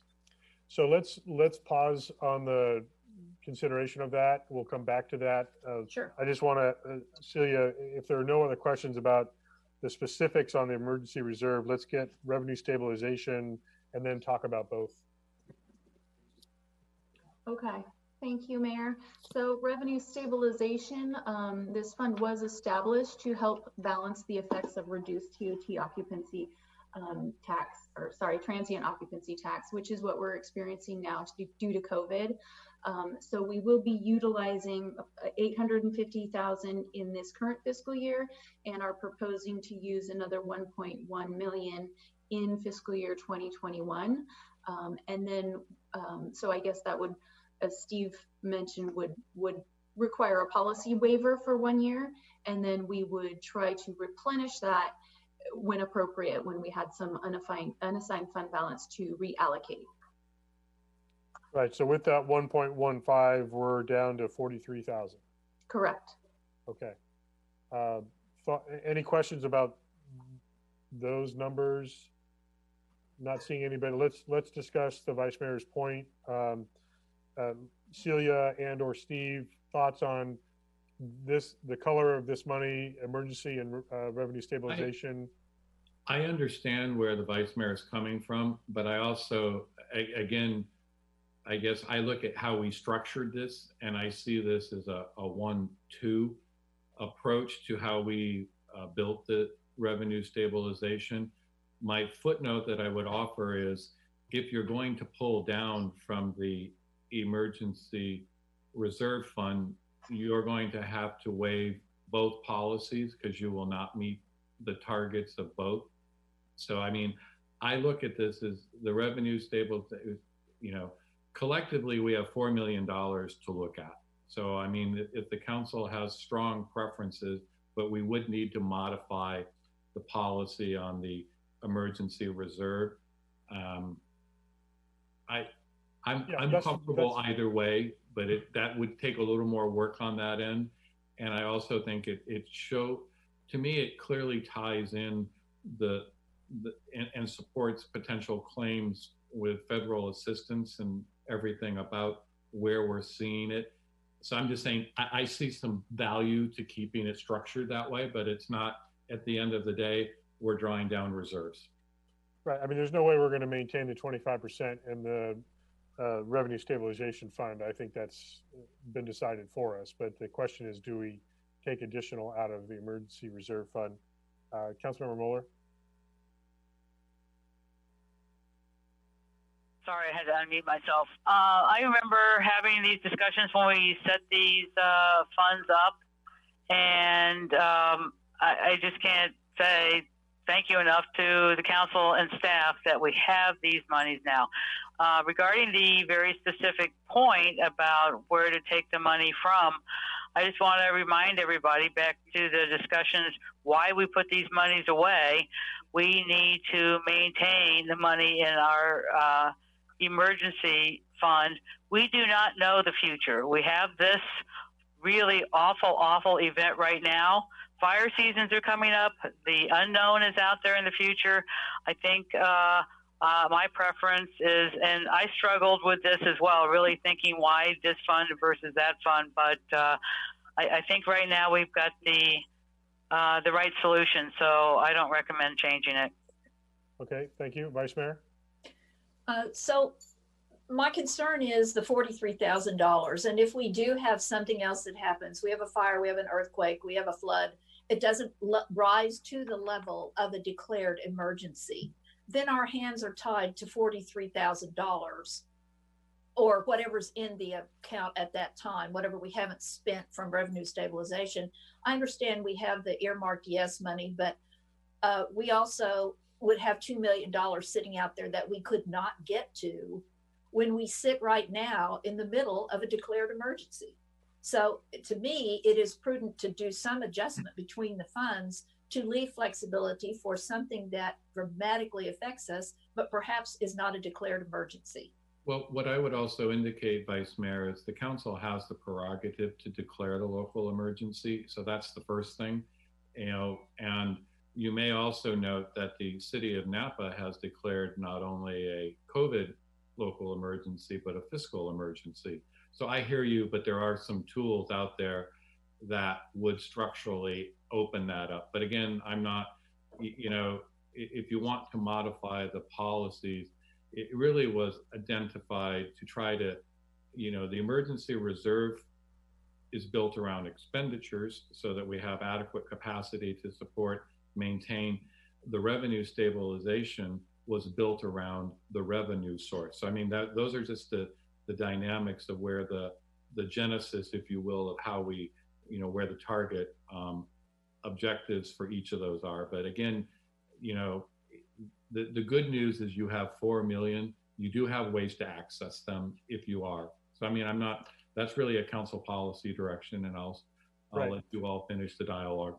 Thank you, Steve. I think that's a critical point, actually, that we're looking at revenue loss much more significant than we are expense incurment. So it does make sense the way you presented this. Councilmember Durham? I just wanted to clarify a few things. We have a declared emergency. How long does that last? How long will that stay in effect? To speak to the vice mayor's comments, how long will that be in effect then that we can pull from this fund for, if we need? I believe we left our local emergency declaration open-ended in basically alignment with state, as long as there was a state and county emergency, we did not have to reevaluate it until I think 60 days. We will need to extend on June 2nd meeting. Yeah, so it was 60 days, I think, from when we initially put that in place. The council would have to either reaffirm it or declare it canceled. Okay, and then secondly, if I heard the town manager correctly, we could declare in 6 months, we could on our own as the town of Yountville declare our own fiscal emergency if we felt the need to pull from Fund 04? Correct. If we do not see improvements, is that correct as well? That's correct as well. Yeah, Okay. that would qualify us to be able to take from that emergency fund, which would not normally be the case. Okay, and then lastly, just to clarify the differences, can Fund 04 only be used for expenses and not revenue stabilization? No, it can be used to offset either. I'm just using. Very good. Understood. Okay, very good. Thank you very much for the clarifications. Yeah, good question. And I think the point is that we just haven't incurred expenses like we have lost revenue. Two very dramatically different numbers. The other thing that I would point out to the vice mayor's comment, you all wrote the policy about how you draw down the emergency reserve fund. That's a council policy. So if you want to have a more flexible policy, I'm just putting that out there, that's one thing that if that is a concern, then perhaps we should look at the policy, and you may want to look at providing maybe some additional provisions or mechanism for the council to access it to the vice mayor's concern. Okay, thanks. We've got just a couple more minutes with Councilmember Moeller online. We need clarity on this particular item to close it out. I'm comfortable leaving it as presented with the understanding that we can reevaluate and modify if necessary. I think it makes sense to draw down on the balance in the revenue stabilization because that's where we're the most significantly impacted. And I also agree with Councilmember Moeller about needing that emergency revenue or emergency reserve fund in anticipation of wildfire season coming up and having the potential to need that, which would not be necessarily revenue stabilization monies that would need to be available. I think our policies are being enacted now. We've been very fortunate that we haven't had to really count on challenging them, but I think they're appropriately in place. Other thoughts briefly? Anyone? Who's first? Celia. Just one small point. This $850,000 transfer from the Revenue Stabilization Fund in 1920, that is an estimated amount. So we really will know better how much we will need to use from that reserve when we close the fiscal year, because there could be some savings generated in departments that may reduce that need slightly. So just wanted to point that out. Thank you. Councilmember Dornbecker. Yeah, I support moving forward, knowing that we could declare a fiscal emergency down the line if we need to. So I'm comfortable with using the revenue stabilization fund as we have outlined here. Thank you. Any further discussion from council, or are we keeping it as is? Okay, seeing none. Thank you. I think we're losing Councilmember Moeller at this point before we go on to housing. So thank you, Councilmember Moeller, and let us know what happens with your emergency LAFCO meeting. And sorry, Councilmember Moeller. Sorry. Yeah. If my meeting is quick, I will check back in because it looks like you'll be going a while. but we'll see what happens. All right, bye. We're really catching some momentum here now, I think, or maybe not. So before I get into this, I'm just going to do a check-in with Michelle if we have any public comments that have been received on any of the other sections of this item. Thank you, Mayor. No, we have not. Thank you. Okay, let's move on to Housing Opportunity Program. Good morning, Mayor and Council. This is the Housing Opportunity Program. It was originally established to receive the Affordable Housing Fair Share Impact Fee that is assessed to commercial development projects. It has now been moved to Special Revenue Fund 70, and so it's included here simply to show a history of the program. Do you have any questions? I think that's pretty straightforward. Let's move right ahead. Planning and building. All right, and here you have the Planning and Building Department budget, and the total budget of just over $1 million is down 11.2% from the prior fiscal year, and that's due in part to a decrease in contract services, which I'll share a little bit more in a moment. Expected revenues is up, and it shows significantly, and that is because we have brought in more revenue for building permit and plan check fees than estimated in the budget. And what we've done in this budget is to bring the expenses and the revenue into better alignment with one another. We are being conservative in our estimates because we believe we're going to see a slowdown in building activity. So moving on to contract services, you all know that over the last few years, we've had a high budget to account for the general plan update and then the associated zoning and design ordinance update. We're under contract for that second effort, and we've made substantial progress, of which the first phase will come before the council again on May 19th for adoption of that first phase. And then other important elements of the contract services budget includes an update to the housing element, and we're on an 8-year cycle, and we're moving into that this next fiscal year, and we have $50,000 budgeted for that effort. The other I'm mentioning here is the $60,000 we have budgeted for legal assistance from the town attorney, who helps us on different land use legal issues. I'm happy to answer any questions. A quick question on the housing element. Did you say that this budget includes consideration of the Sabrina process that we're going through right now? Yes, so that is budgeted out of a different fund, but it's all part of this same effort. Yes. Okay, thank you. Vice Mayor? Thank you. Director Liston, the $60,000 for the town attorney, is that something we seek reimbursement for? For a portion of it, yes. Whenever it's associated with a development project that he's giving legal assistance on, it does get charged out to an applicant. There are things like ordinances and the cannabis ordinance that he helps us on that are not reimbursed. Thank you. And then the $50,000 for the housing element, is that the total cost or is that just the first year cost? That is the total cost. Okay, thank you very much. Any other council questions? Seeing none, moving on to public safety. Thank you, Mayor, Council. As you basically, public safety is up this year significantly on the law enforcement side. You all know we had that recently, the adjustment with the sheriff's contract, and then it will level out in the future. And we are currently on hold, and we're maintaining the existing public safety contract for fire.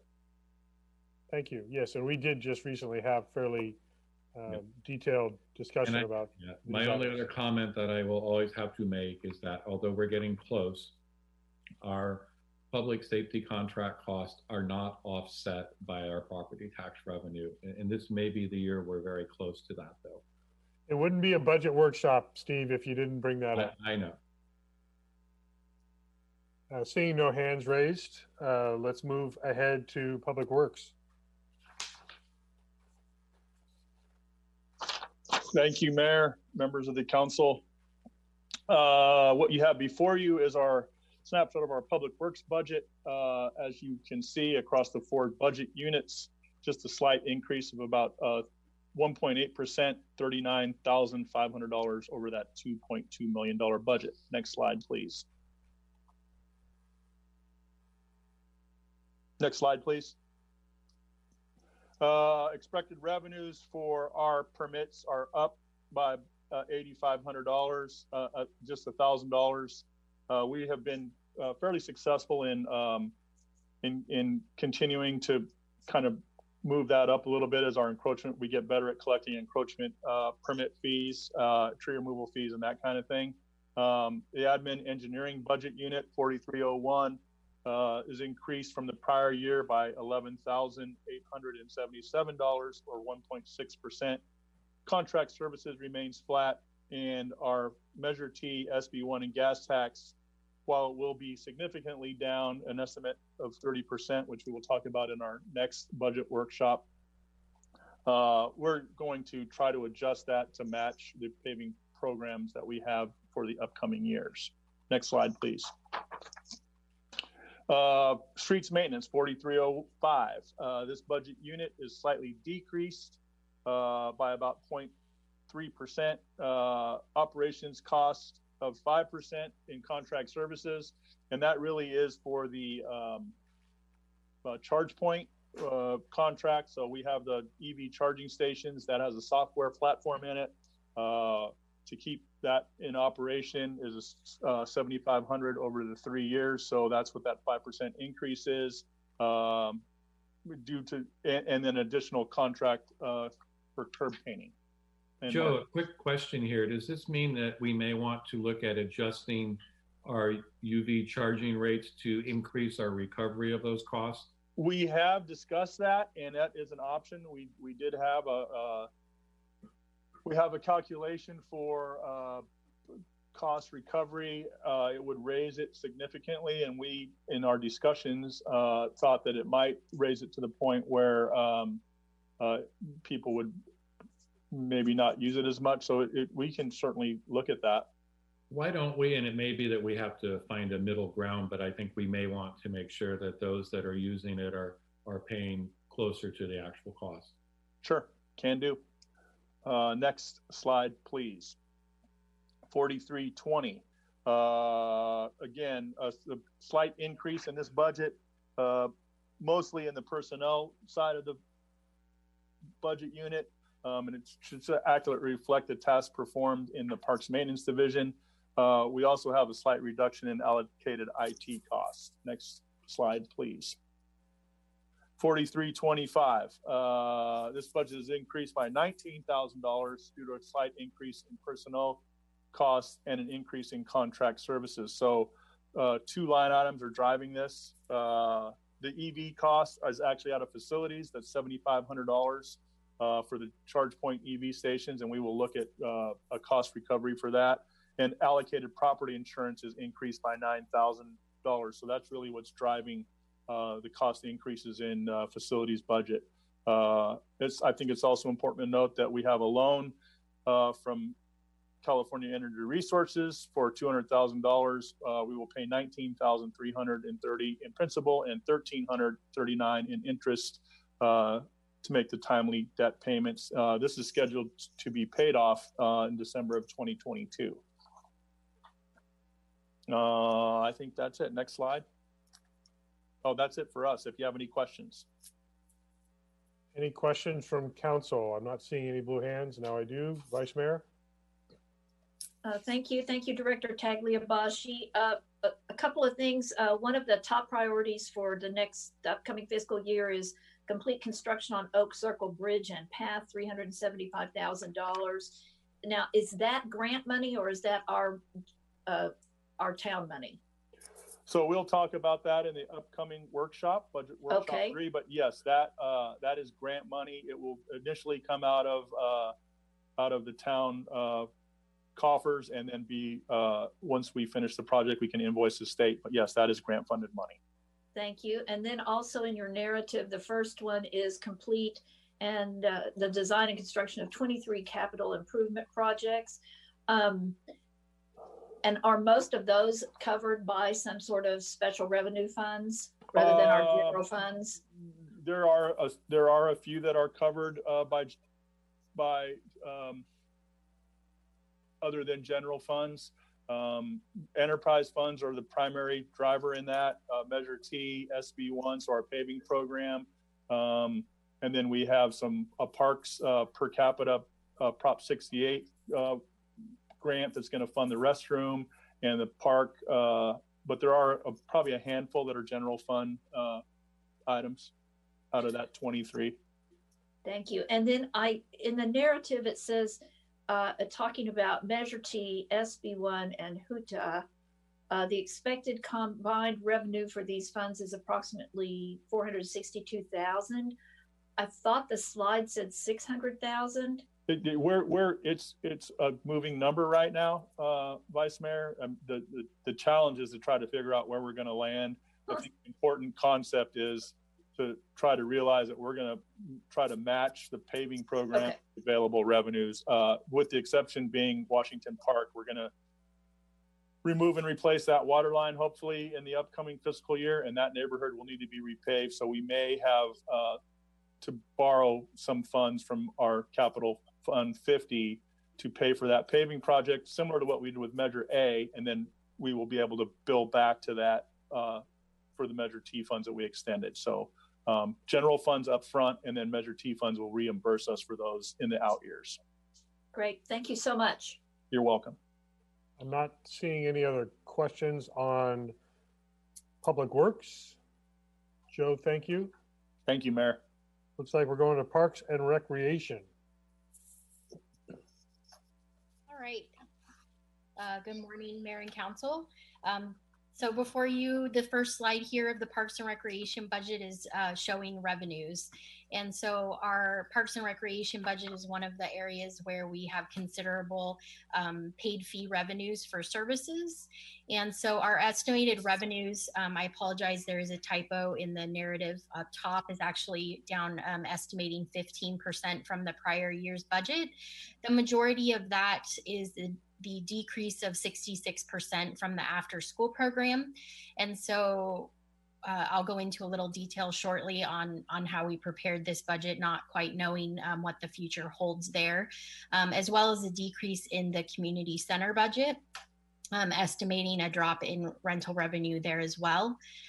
You will notice a large increase in the Yountville Arts revenue estimation.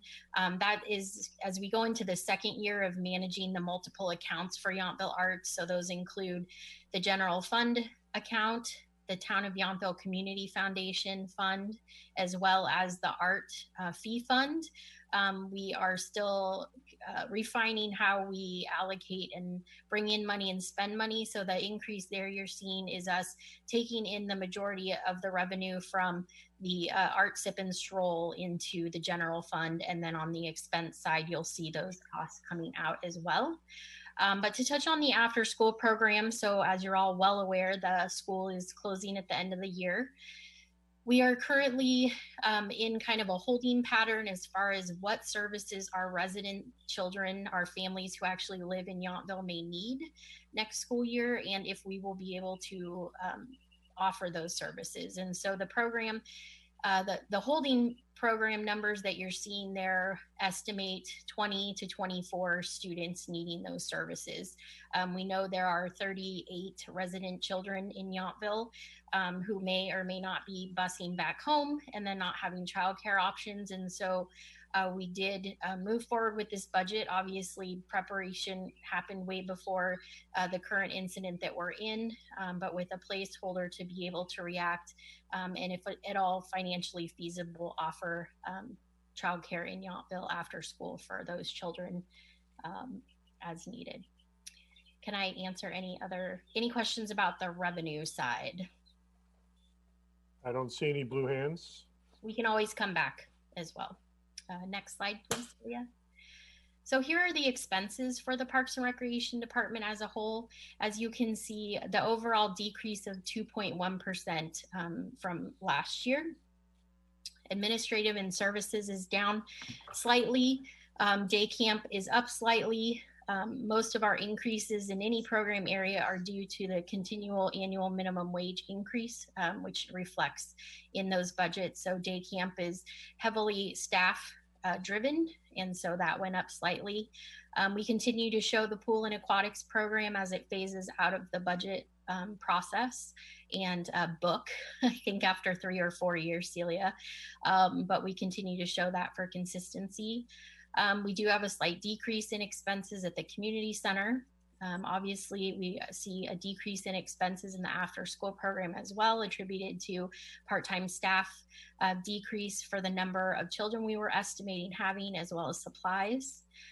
We continue to see good growth in our leisure programs, as well as our sports programs, and then a slight increase in the community events expenses as well. The Yountville Arts Program also shows a 21% increase in expenses, and that again is due to the revenue coming in on the revenue side of the general fund, but then also going out for the expenses for Art Sip and Stroll. So overall, our expense budget is down by 2.1%. So discussing again the after school program and conversations that we had obviously had prior to the COVID-19 was for Parks and Recreation to really have this fiscal year to see where the school site fell as far as the needs of the community and the needs of resources from Parks and Recreation. The town manager and I and my team have already been discussing potential reorganization of the department that could potentially save more money, depending on the direction, of course, from the council and then the programming needs moving forward. May I answer any questions about expenses? I'd also like to share that there's a fluidity that we have right now with the Park and Rec budget. A lot of our programs, they are dependent on part-time staff or contracted consultant vendors that do the classes. So right now, we're trying to presume that we're bringing our programming back and those staffing. So what you will see is, in some cases, if an activity doesn't occur, we won't generate the revenue, but conversely, we don't generate the expense outside of the, general overhead and admin side. So I just want you to know that some of that, it's a little bit similar to the planning and building side where, the revenue's there, the expenses there, but they're contingent on each other. Yeah. So right now it's a very, we're trying to presume we're going to bring back some activity. We've heard from a lot of our residents that, they're ready to resume a certain level of stuff. And we just kind of want to be prepared. And I do really want to echo, when we started our budget parameters discussion, we all have indicated that we envisioned this being a transition year for reassessing and trying to figure out where we needed to program, because we've now seen changes in the aquatics program with our no longer being involved with the Veterans Home Pool and a few other things where we've shifted. So the question is, do we have the right staff alignment and objective for the core programs and services? So that was already on our on Sam and I's work plate. Obviously, this situation will cause us to continue to work towards that. So we just want to be really clear with you that that's on our plate and something, we'll continue to work towards the balance of those programs with our objectives.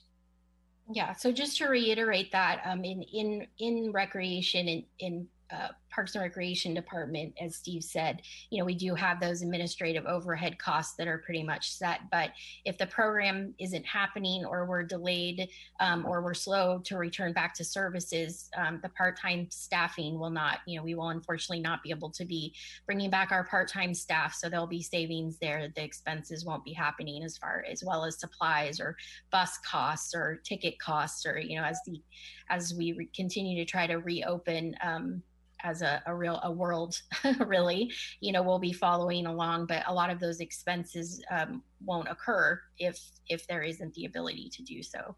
I did also want to point out that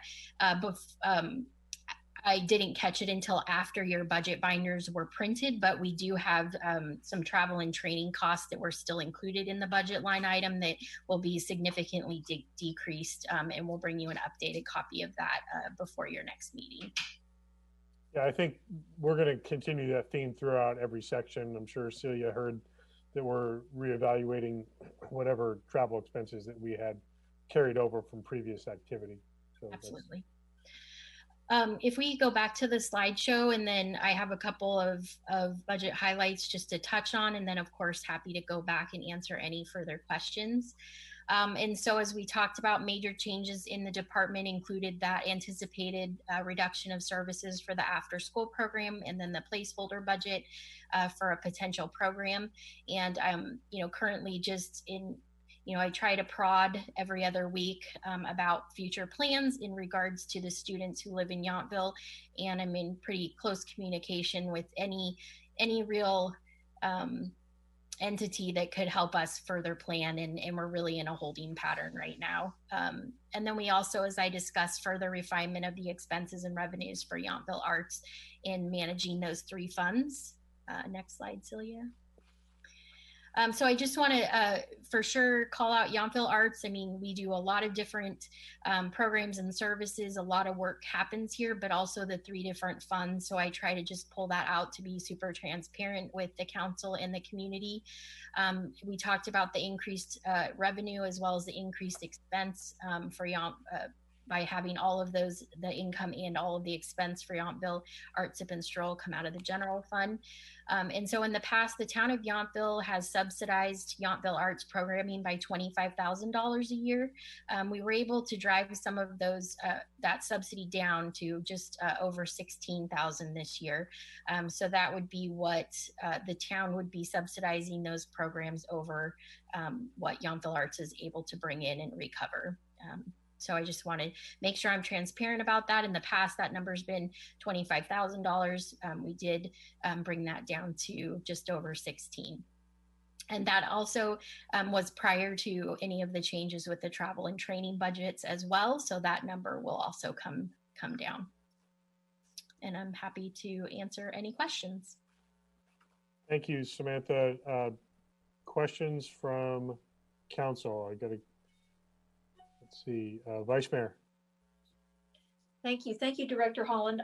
Specific to the Yountville Arts Program, looking at some of the line items, I see that we've added $3,000 for conference and travel for the commissioners. So again, it was, training and conference. That was prior to the COVID-19, and so that will be removed. So that will go. And then we've also added equipment rental of $18,000. So that is the expense for the tenting for Art Sip and Stroll. And we have not had to pay that in the past. We were scheduled to bring the revenue into the foundation and then pay for it out of the foundation. But as we settle into those three accounts, it's not really manageable that way. Okay, and then I see other supplies and materials have increased by almost 100%. They went from 6,400 to 12,750. Line 4120. It would also be attributed to that income and expense from Art Sip and Stroll. So that's going to be Art Sip and Stroll, and then the jumpstart kind of that we give you, whether it's 25 that we don't give you, that we give to Yountville Arts, whether it's 25 or 16, typically it goes to, anything unspent goes to the community foundation, correct? It's not what's unspent, it's what they would, any revenue they bring in over the subsidy amount is what goes into the foundation. So if they brought in revenue above, like say this year you're 16,000. Once they've paid for all of their expenses, any revenue above that would go to the foundation fund. And do you, like historically, how much has that been, if any? So last year was 14,000, I believe. And I guess, and this may be a question for the town manager, can that come back into the general fund? I think if you're listening to, when you're looking at it here, it's most of that is derived from their revenue for their purposes. So it's their fundraising to offset those costs. So you couldn't necessarily guarantee that it would be a revenue base for the general fund. So that would be the challenge there. And for a great example this year is there's no revenue from Art, Sip, and Stroll. So, they're not going to have that capacity. So this is a unique hybrid where, they fundraise, and we try to use the community foundation as their umbrella group. And then they have a modest subsidy to provide some of the programs that are core to their mission, but don't necessarily make money. So we continue to refine that with them. But I mean, they're pretty good about sending back the money they make and offsetting, but I don't know that you could guarantee that there's a revenue stream from them. No, I'm not looking to guarantee. My question is, rather than sending the money that they make to the community foundation, could they send it to the town? So in theory, or the general fund. Yeah. So in theory, the council's direction up in, in the past, which you obviously can always have a discussion of changing, is that because this is also where, so let's say we sell a sculpture from the Art Walk and the commission is $20,000 to that's what we would make on it. That money would go in here.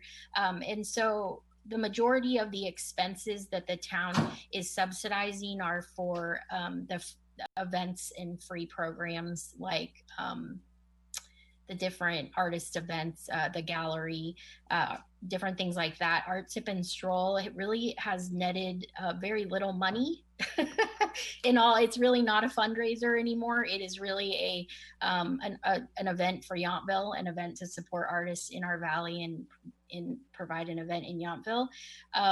And so then any money that's really made from them, because Art, Sip, and Stroll really nets maybe $2,500, is would be in the event that a sculpture was sold and they made a little commission, or an art piece in the gallery sold and they made a little commission. And so, the council could change direction and say that, any of that commission money, that you want to keep the subsidy as low as possible, and that, it needs to, any of that additional raised money needs to go towards lowering that subsidy. And also, I think and I think this is still an evolving, and Samantha's correct on trying to identify the transparency, but we also know that people are more willing to donate. So when there's an issue or a fund, for example, the cause right now for the Yountville Elementary School sculpture, people are more comfortable to donate to the community foundation arm. So I think we hear you, and I think we continue to work on the refining to make sure that it's clearly understood. There's also a tax implication of the donation to the nonprofit, correct? Correct. Yes. It would be different than if it was to go straight into the town. So, and we've also, based on the policy, Samantha, that you were just describing, we have basically said money raised by the Arts Commission stays with the Arts Commission. Yes. Kind of oversimplifying, but that's. In theory, yes. Yeah. So if there is a sculpture sold and there is money made on that commission, we have said kind of reinvest that into activities, whether it be Out Loud, Music in the Park, or any of the other art-focused activities, so that it's funding itself that way. Yes. Okay. Yeah. So do we expect there to come a time when we do not push anything out of the general fund to fund this? That would really be a policy discussion. I think at this point, unless we change how we format things or take away, some of the programming. I mean, unfortunately or fortunately, the majority of their expenses that you're paying for are really that kind of, some of it is staffing costs, which we didn't used to charge to Yountville Arts. It was just absorbed within our department. But then last budget year, we created this new department to be, very transparent about the cost of Yountville Arts programs. And so there's staffing costs that are budgeted to that. That could be the direction, if that's the council consensus, is that we continue to work towards, a zero. No, I was just curious. And then I have a couple, these aren't really the arts, but just on your expenses, on the administration and services 5405, Fund 5405, under the goals and objectives, the first three have to do with, again, technology. Do you have a magnitude of kind of the price on that? So there really is no additional cost for any of those goals. So we already have the software system, and we pay a percentage basis each month based on activity. So there's Perfect. And then at some point, and I'm really sorry, I can't remember where it was that I marked it, new stage pieces, new stages. So yeah, that's something we had risers for under the 5408, which is the community center budget. Right. So under machinery and equipment, $6,800 for additional stage pieces. That definitely could be something that can be deferred if that's the direction. So I would favor deferring that if we can, because $6,800 is a nice amount of money. I think that's all I have right now. Thank you very much. Councilmember Dornbecker.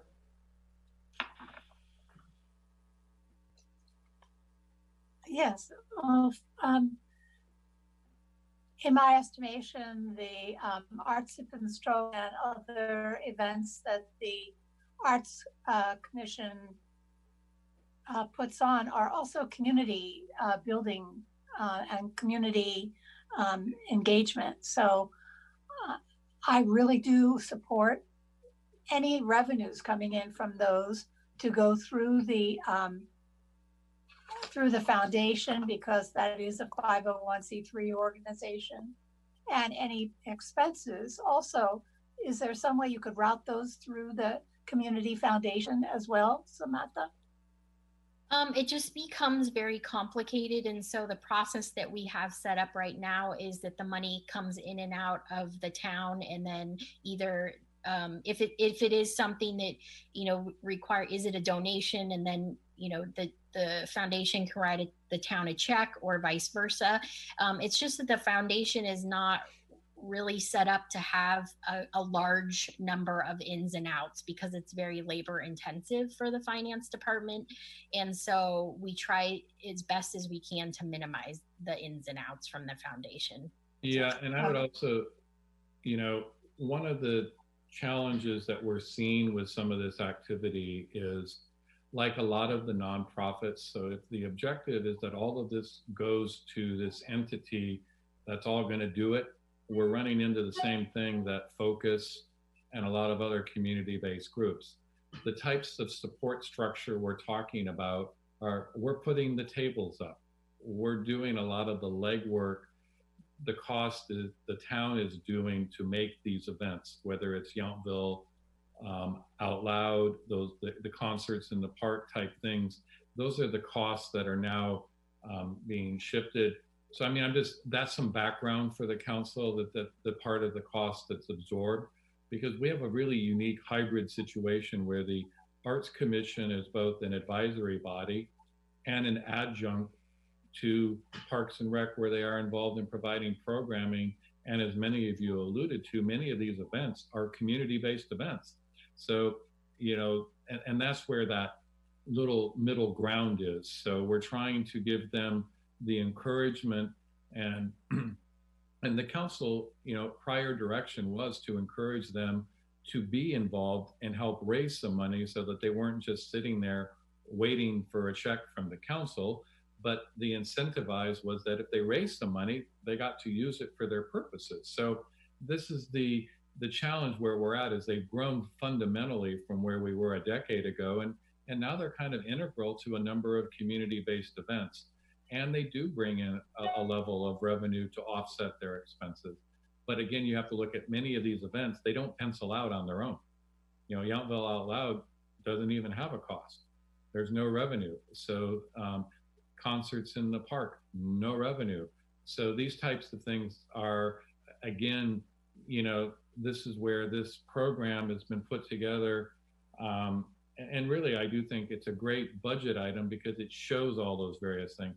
You could, in theory, throw all of this under community promotion and, expand that budget too. That's where it was. Yeah, we're not undoing that. I agree, Mayor, but I'm just saying that's a little history from where we've been and where we're at. And yeah, so go ahead, Councilmember.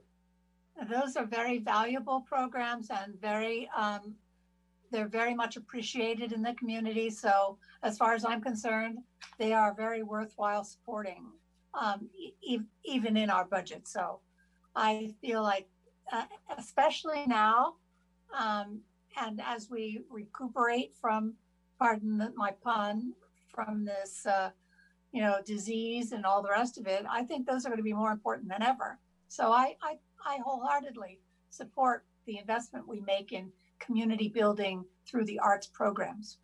Thank you. And we're very fortunate to be able to say that still. It's harder to say now because it is very much a discretionary financial investment, but there is definitely the term we like to use these days, substantial community benefit to that. And as long as we can put those resources together, I agree.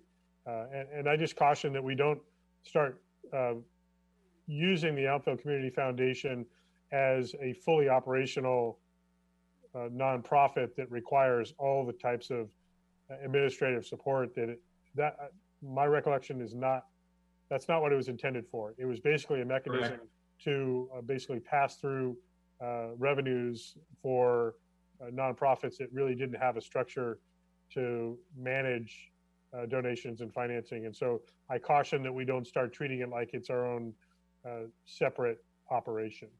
So with that, any additional questions about this is the last of our general fund departments. I don't see any other questions. Vice Mayor, we almost got moving on, almost. So close, you were so close. On the sports programs, Director Holland, under goals and objectives, partner with Pickleball Steering Committee to purchase and install an outdoor tennis table. Did I see correctly that was $3,500 from us? Yes, so they would be matching the expense. And is that drive out? Does that count all of the pathways and pad and yes, everything to get to it? Yes, it would be part of the existing. Yeah, but yes is the short answer.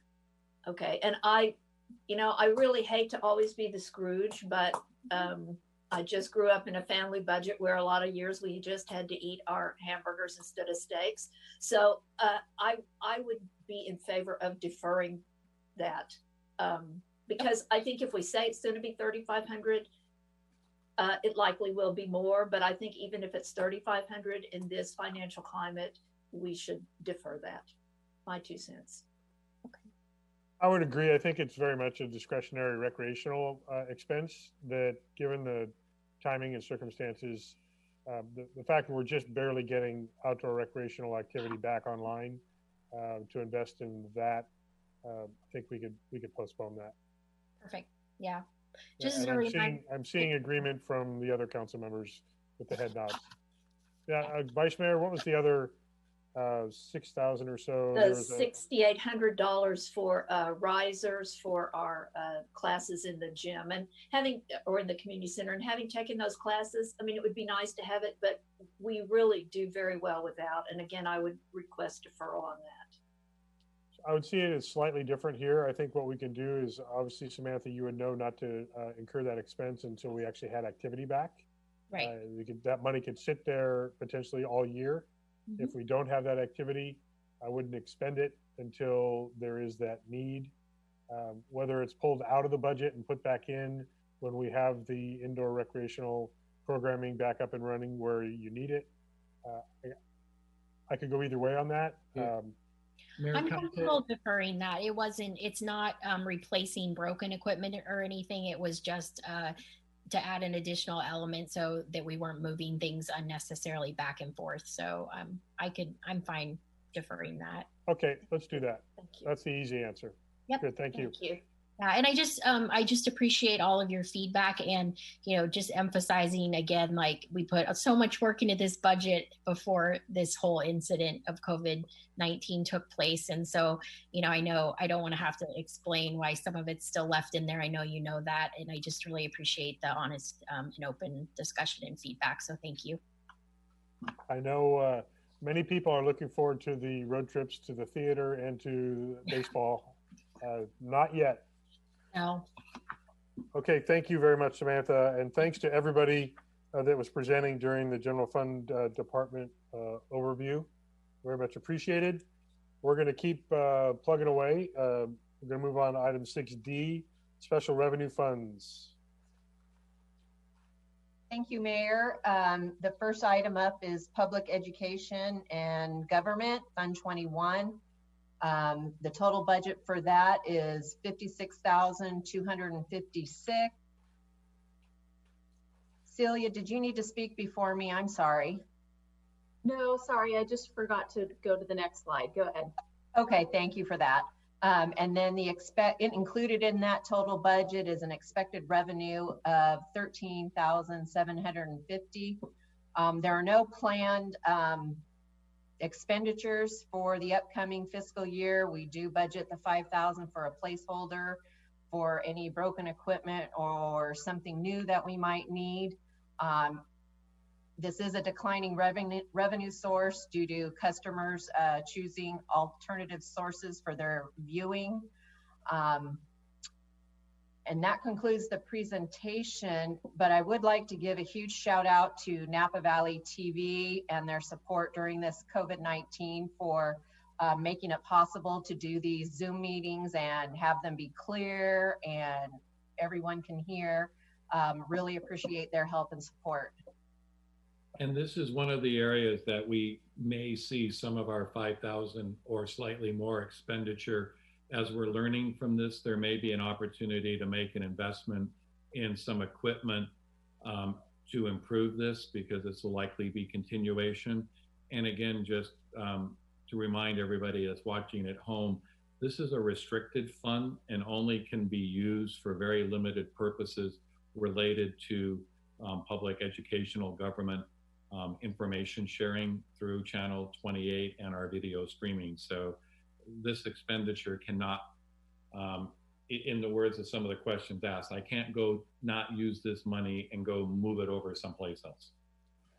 And I would just say that I know Michelle's going to monitor whatever either network telecommunication needs we might have. If we have an extended virtual meeting calendar throughout the year, if we don't have capacity going forward, there may be upgrades to the software that will incur additional expenses that we don't know about, but we do have a $50,000+ balance still here if those additional expenses are needed.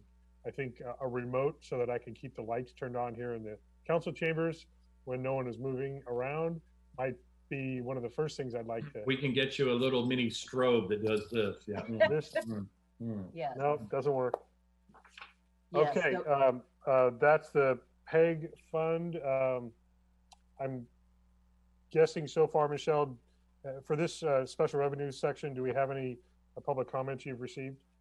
I do not have any, thank you. Thank you. So let's move on to the next public art program fee.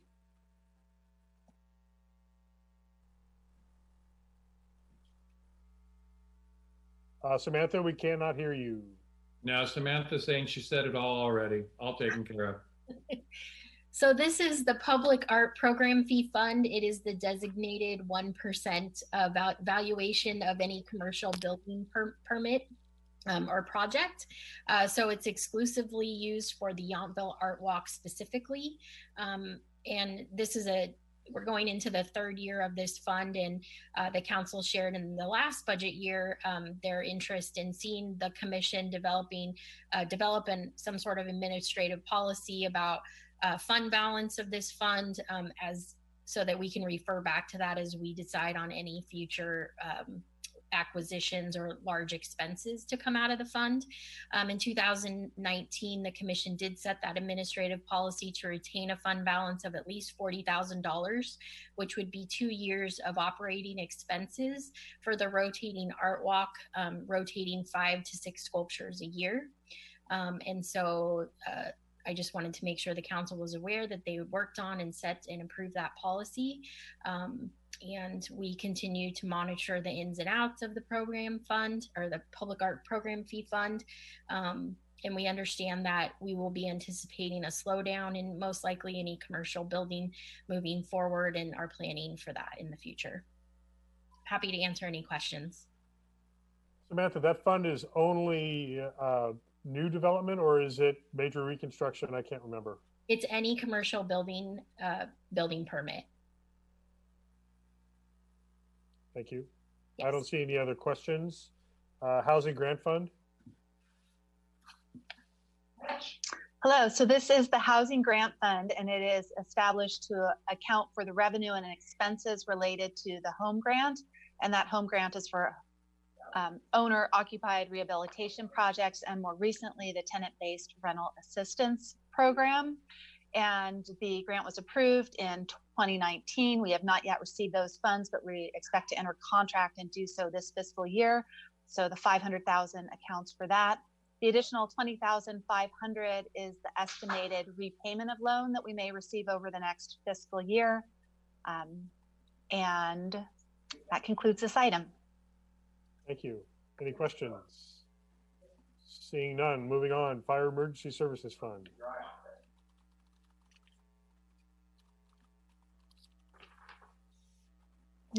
Not sure who was going to cover this one, but I'll just jump in.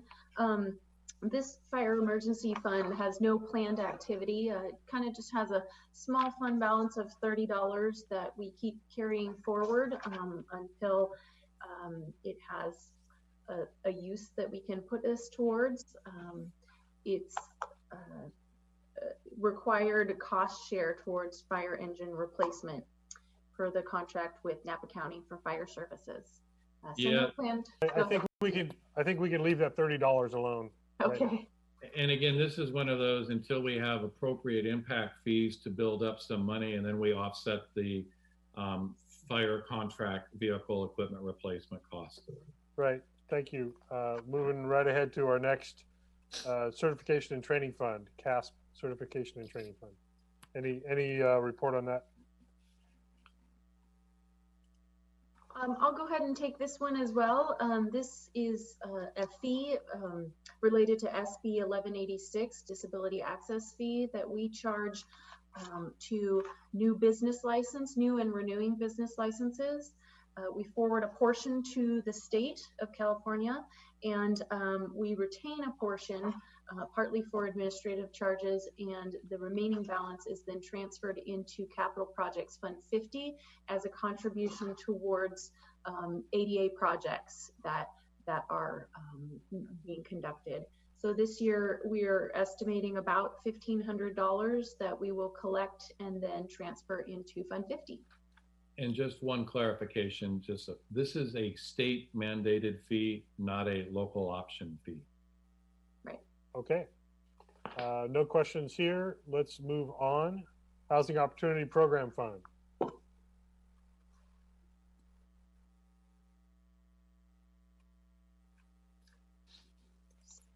Hi. Oh, there she is. Okay. This is the Housing Opportunity Fund, and this is where we now account for the affordable housing fair share fee that is assessed to commercial development projects.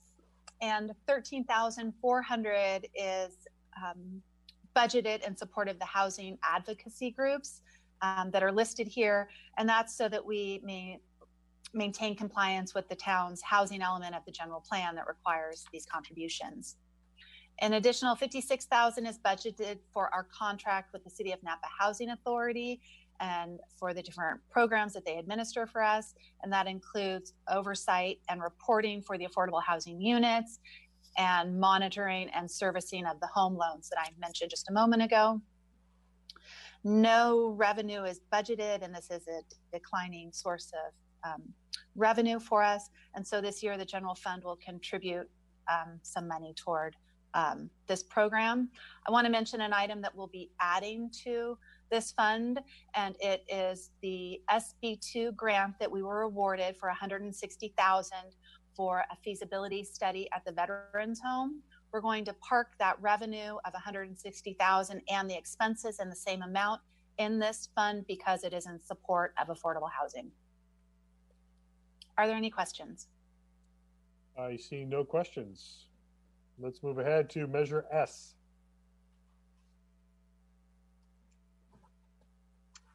Okay. All right. Go ahead, Steve. I was going to say Measure S right now is still in a banking mode, although our revenues will be adjusted. This is the 1% added TOT. And right now we're showing a balance of just over 650,000, and we will anticipate a reduced amount for collecting. This will be eligible to support a range of affordable housing projects and programs. And we also have an oversight committee that has just been challenged to get together and meet to go over that. So right now we don't have any particular programs other than a placeholder for a potential feasibility study. Thanks. Celia, did you have something else? I think Steve covered it. I just wanted to mention one clarification we're going to make in the narrative under the 1920 accomplishments. I think that does read a little awkwardly. It kind of alludes to the fact that we collected 1% of the collected TOT, but actually it is that we collect 1% of gross revenue collected by the hotels. So we're just going to clean up that language a little bit. Okay, thank you. Question, Vice Mayor? Thank you. This goes back to Director Liston's report on the Housing Opportunity Program Fund and the SB2 money that I believe you said would be used for the Veterans Home feasibility study, whereas we have the $100,000 for the feasibility study here in Fund 71. Will we just make adjustments here to no longer earmark that 100,000?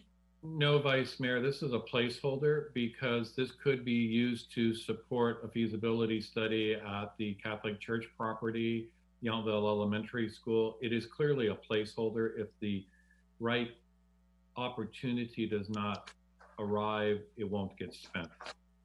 And so, I mean, that's the short answer there, is there may be no expenditure, or we may come back mid-year. And I know you're involved with the housing. We may come up with a new project or a new initiative that ultimately comes back to the council. And again, this is a restricted fund, so it has to be used. But it may also be, to your point, that clearly we won't need to support out of Measure S fund feasibility study at the Veterans Home. It can be used towards other uses. Thank you. No other questions there. Let's move on. Youth Subsidy Fund. So this fund is just earmarked again as it was moved into the Community Foundation in 2018-19, but it's just listed for historical purposes. Okay. Good report. Thank you. Talent Lane and Mesa Court. I'll just introduce both of them at the same time. This shows both benefit districts and the fund balance that is in each. The town only receives revenue when there's a qualifying project within the district, so they remain relatively stable. And Thank you. We've actually seen some activity with the lot split. I think it was Talent Lane, correct? Does that have any impact on the Talent Lane Fund? That is correct. When they go to pull the building permit for each of those two new dwellings, there will be an impact fee associated with this district applied. Which we have not seen for a while, correct? That is right, yes. Yeah, okay. Seeing no other questions, let's move ahead to our next section, Agency Fund Review or Tourism Improvement District Assessment. Yes. Real quickly, this is your TID assessment. It's basically a pass-through where we bring revenue in from the TID. This is the accounting for the local share. and the town's entitled to a very small amount for our administrative costs. Obviously, this will show a decreased revenue from what wasn't expected, and will also have an adjusted revenue stream for next year, but really no change. Again, it's a pass-through, and the town functions as the fiduciary entity for the TID. And just a reminder that we did not defer the obligations of the TID funding, since it's not under our authority to do so, when we deferred the general TOT. That is correct, Mayor, nor did you defer Measure S. Right. Okay, I don't see any hands raised for questions on this section. Just checking back in with Michelle. Any public comments? No public comments, Mayor. Thank you. Debt service fund review. Okay, thank you, Mayor. These are the funds that we use to make required annual debt service payments. General fund is the source of revenue for these funds. We did make an effort to use any available fund balance in these funds to pay the debt service to help relieve the general fund just slightly. As you can see, the 2008 lease revenue bonds, that is just included for historical purposes because that was refunded and is now reflected in the 2017 lease revenue bond, Fund 54. We will be making an annual debt service payment for a total of $541,516 for the 2017 lease revenue bonds. The 2013 lease revenue bonds, as you know, at the May 5th council meeting, it was approved to refund those bonds. So you will see some changes to this budget as this transition will close in June. So we will show the 2013 bonds closing out and the 2020 bonds starting a new fund, which we will then use to make the annual debt service payment. So this amount of $357,313 reflected here for the 2013 bonds, that could change just slightly, and you will see that in the revised budget. And the associated expenses are not added in here yet? Wasn't there something around 4750, whatever that number was? No, those won't be factored into that. They're factored. The payment stream is already taking care of all of that. Okay. That'll be. Got it. Councilmember Dornbecker, question? Yeah, I see on expenditures on account number 6500, or no, for the total expenditures, it says 358,713 on my Yes. So that includes $1,000 of bank and fiscal agent fees. So the actual principal and interest is $357, and then another estimated $1,000 for bank and fiscal agent fees. I see. Thank you. Sure. Go ahead, Celia. The last debt service fund is Fund 77, Measure A. This did sunset in June of 2018. So again, this one is shown for historical purposes as this fund is closed. Very good. I like those reports. Okay, that's debt service funds review. Vice Mayor, again, yes. Right before I'm moving on. Sorry, on the 2017 lease revenue bonds, I think it shows the net change in fund balance. Oh, never mind. Answer my own question. Thank you. Sorry. Do we have to be here for this? Okay, thank you. And if Council Member and Vice Mayor could put their hands down, just so I know you've been called on already. Thank you. Impact fee fund review. Mayor, Council, I'll take this one real quick just because, as you know, our philosophy is to not book the revenue until it's received. These are all identified by their legal nexus to where they can go to offset projects. So they're all going to read the same way. No budget, then we will report out the annual amount based on impact fees.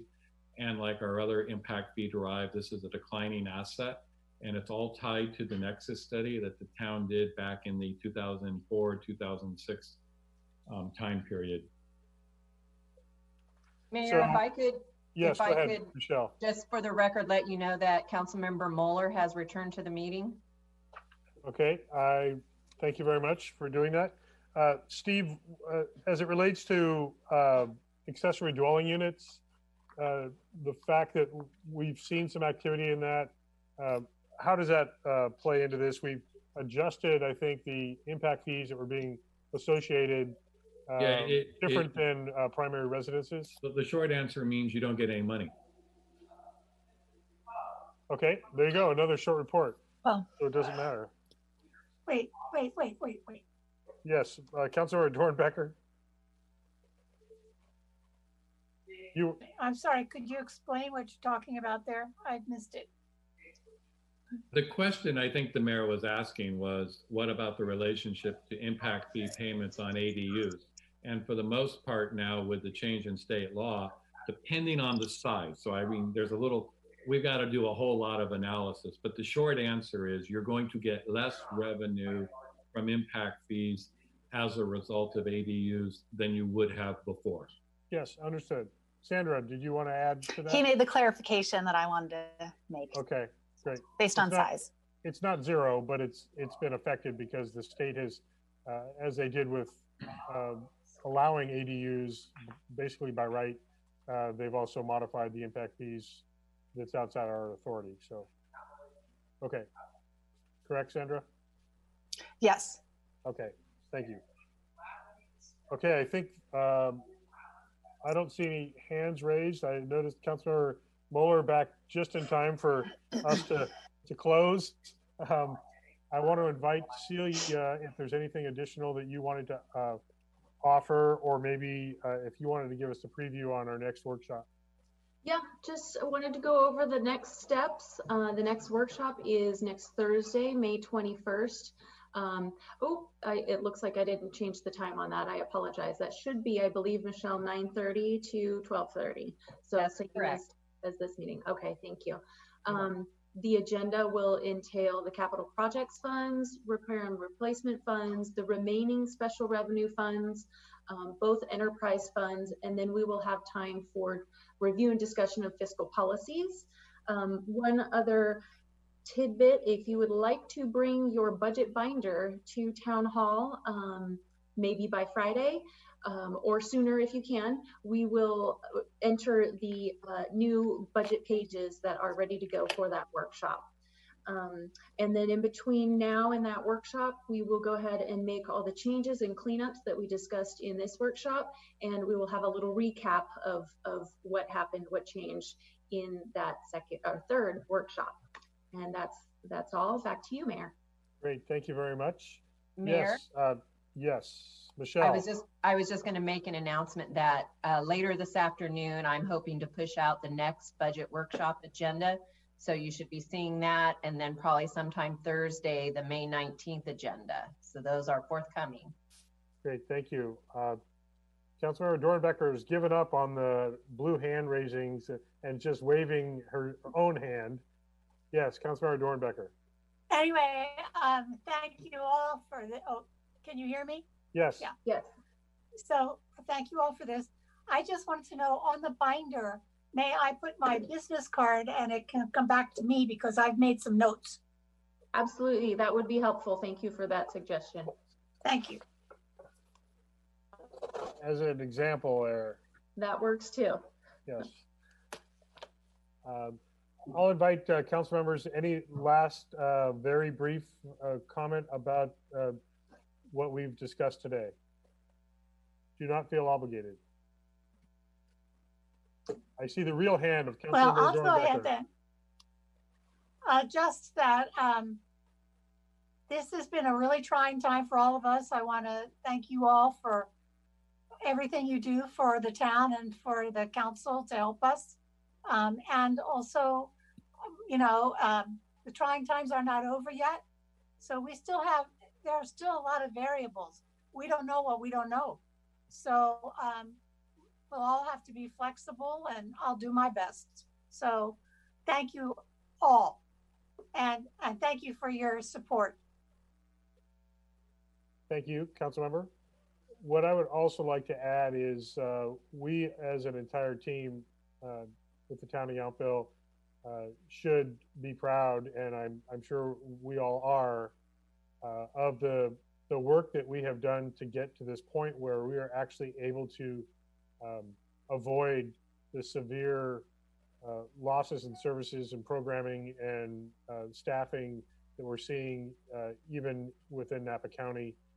It's because of the significant discipline that we have shown over the last many years. None of us saw a pandemic coming and our primary revenue sources going to zero overnight.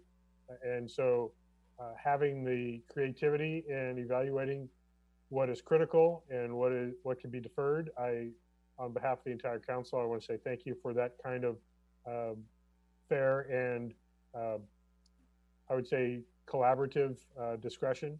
That what we don't see is individual silos trying to be protected, that we're looking at this cumulatively, and I very much appreciate and respect that. And knowing that we are going to continue that kind of fiscal discipline as we go forward. I want to especially thank, again, Celia, year one as the finance director. Welcome aboard. I've been saying challenge accepted. Right. But also that, Steve, you've done a great job working with Celia and the rest of our team and everyone that has worked on their individual budgets to get us to this point where we are being able to secure and protect a lot of the municipal services that aren't as protected in other areas. So great kudos to everybody. We have a little bit more review to do in a week, but we're going to make the most out of this very, very difficult situation. It is, Mayor, and on behalf of the team, I really do want to we appreciate your kind words as a council and also your guidance, because we can go through, make some adjustments as you've outlined in a few things. But it really is a team. And I want to share with you that, we're putting the budget together and we're not doing it in a vacuum, and we're looking at what's historical, the context, and we are in a very fortunate situation that many of the building blocks over time have allowed us to have the ability to do what we're doing in this mindset. And still, I'm going to footnote, we're still getting this budget workshop through in almost 3 hours. That's right. I also want to just last before I invite a vote to adjourn, wanted to mention I alluded to it earlier, there is significant work going on in the state legislature to try to get some relief funding for all cities throughout California. And that has to do with both revenue loss as well as pandemic related expenses. I'm continuing to be involved in multiple conversations on those fronts. We're hoping for the best from the federal government. I know that Congressman Thompson is one of several of our federal representatives that are working on a new stimulus package that hopefully would include smaller jurisdictions like ours, which were ignored in the previous funding allocation. Also, state funding. The League of California Cities is working hard to advocate for some of the $7 billion of discretionary federal dollars that the state has. And so hopefully we're going to be able to fill some of the losses that we have just talked about today. So that is to be continued. With that, I'll entertain a motion to adjourn to our next special meeting, budget workshop meeting of Tuesday. Oh no, that's actually our regular meeting, Tuesday, May 19th at 6 p.m. Is there a motion? So moved. Motion by Vice Mayor, seconded by Councilmember Dornbecker. Leaning in. Second. So Michelle, for one last time today, could we have a roll call vote, please? Yes, thank you. Vice Mayor Dorman, Yes. Councilmember Dornbecker, Yes. Councilmember Durham, Yes. Councilmember Moeller, Okay, now I'm unmuted. That's why I made the motion before, but nobody heard me. Thank you. Yes. And Mayor Dunbar. Yes. Thank you all very much. I look forward to seeing you virtually again next week. Thank you, Meeting is everybody. adjourned. Bye. Thanks. Bye, everybody. Thank you. Thank you.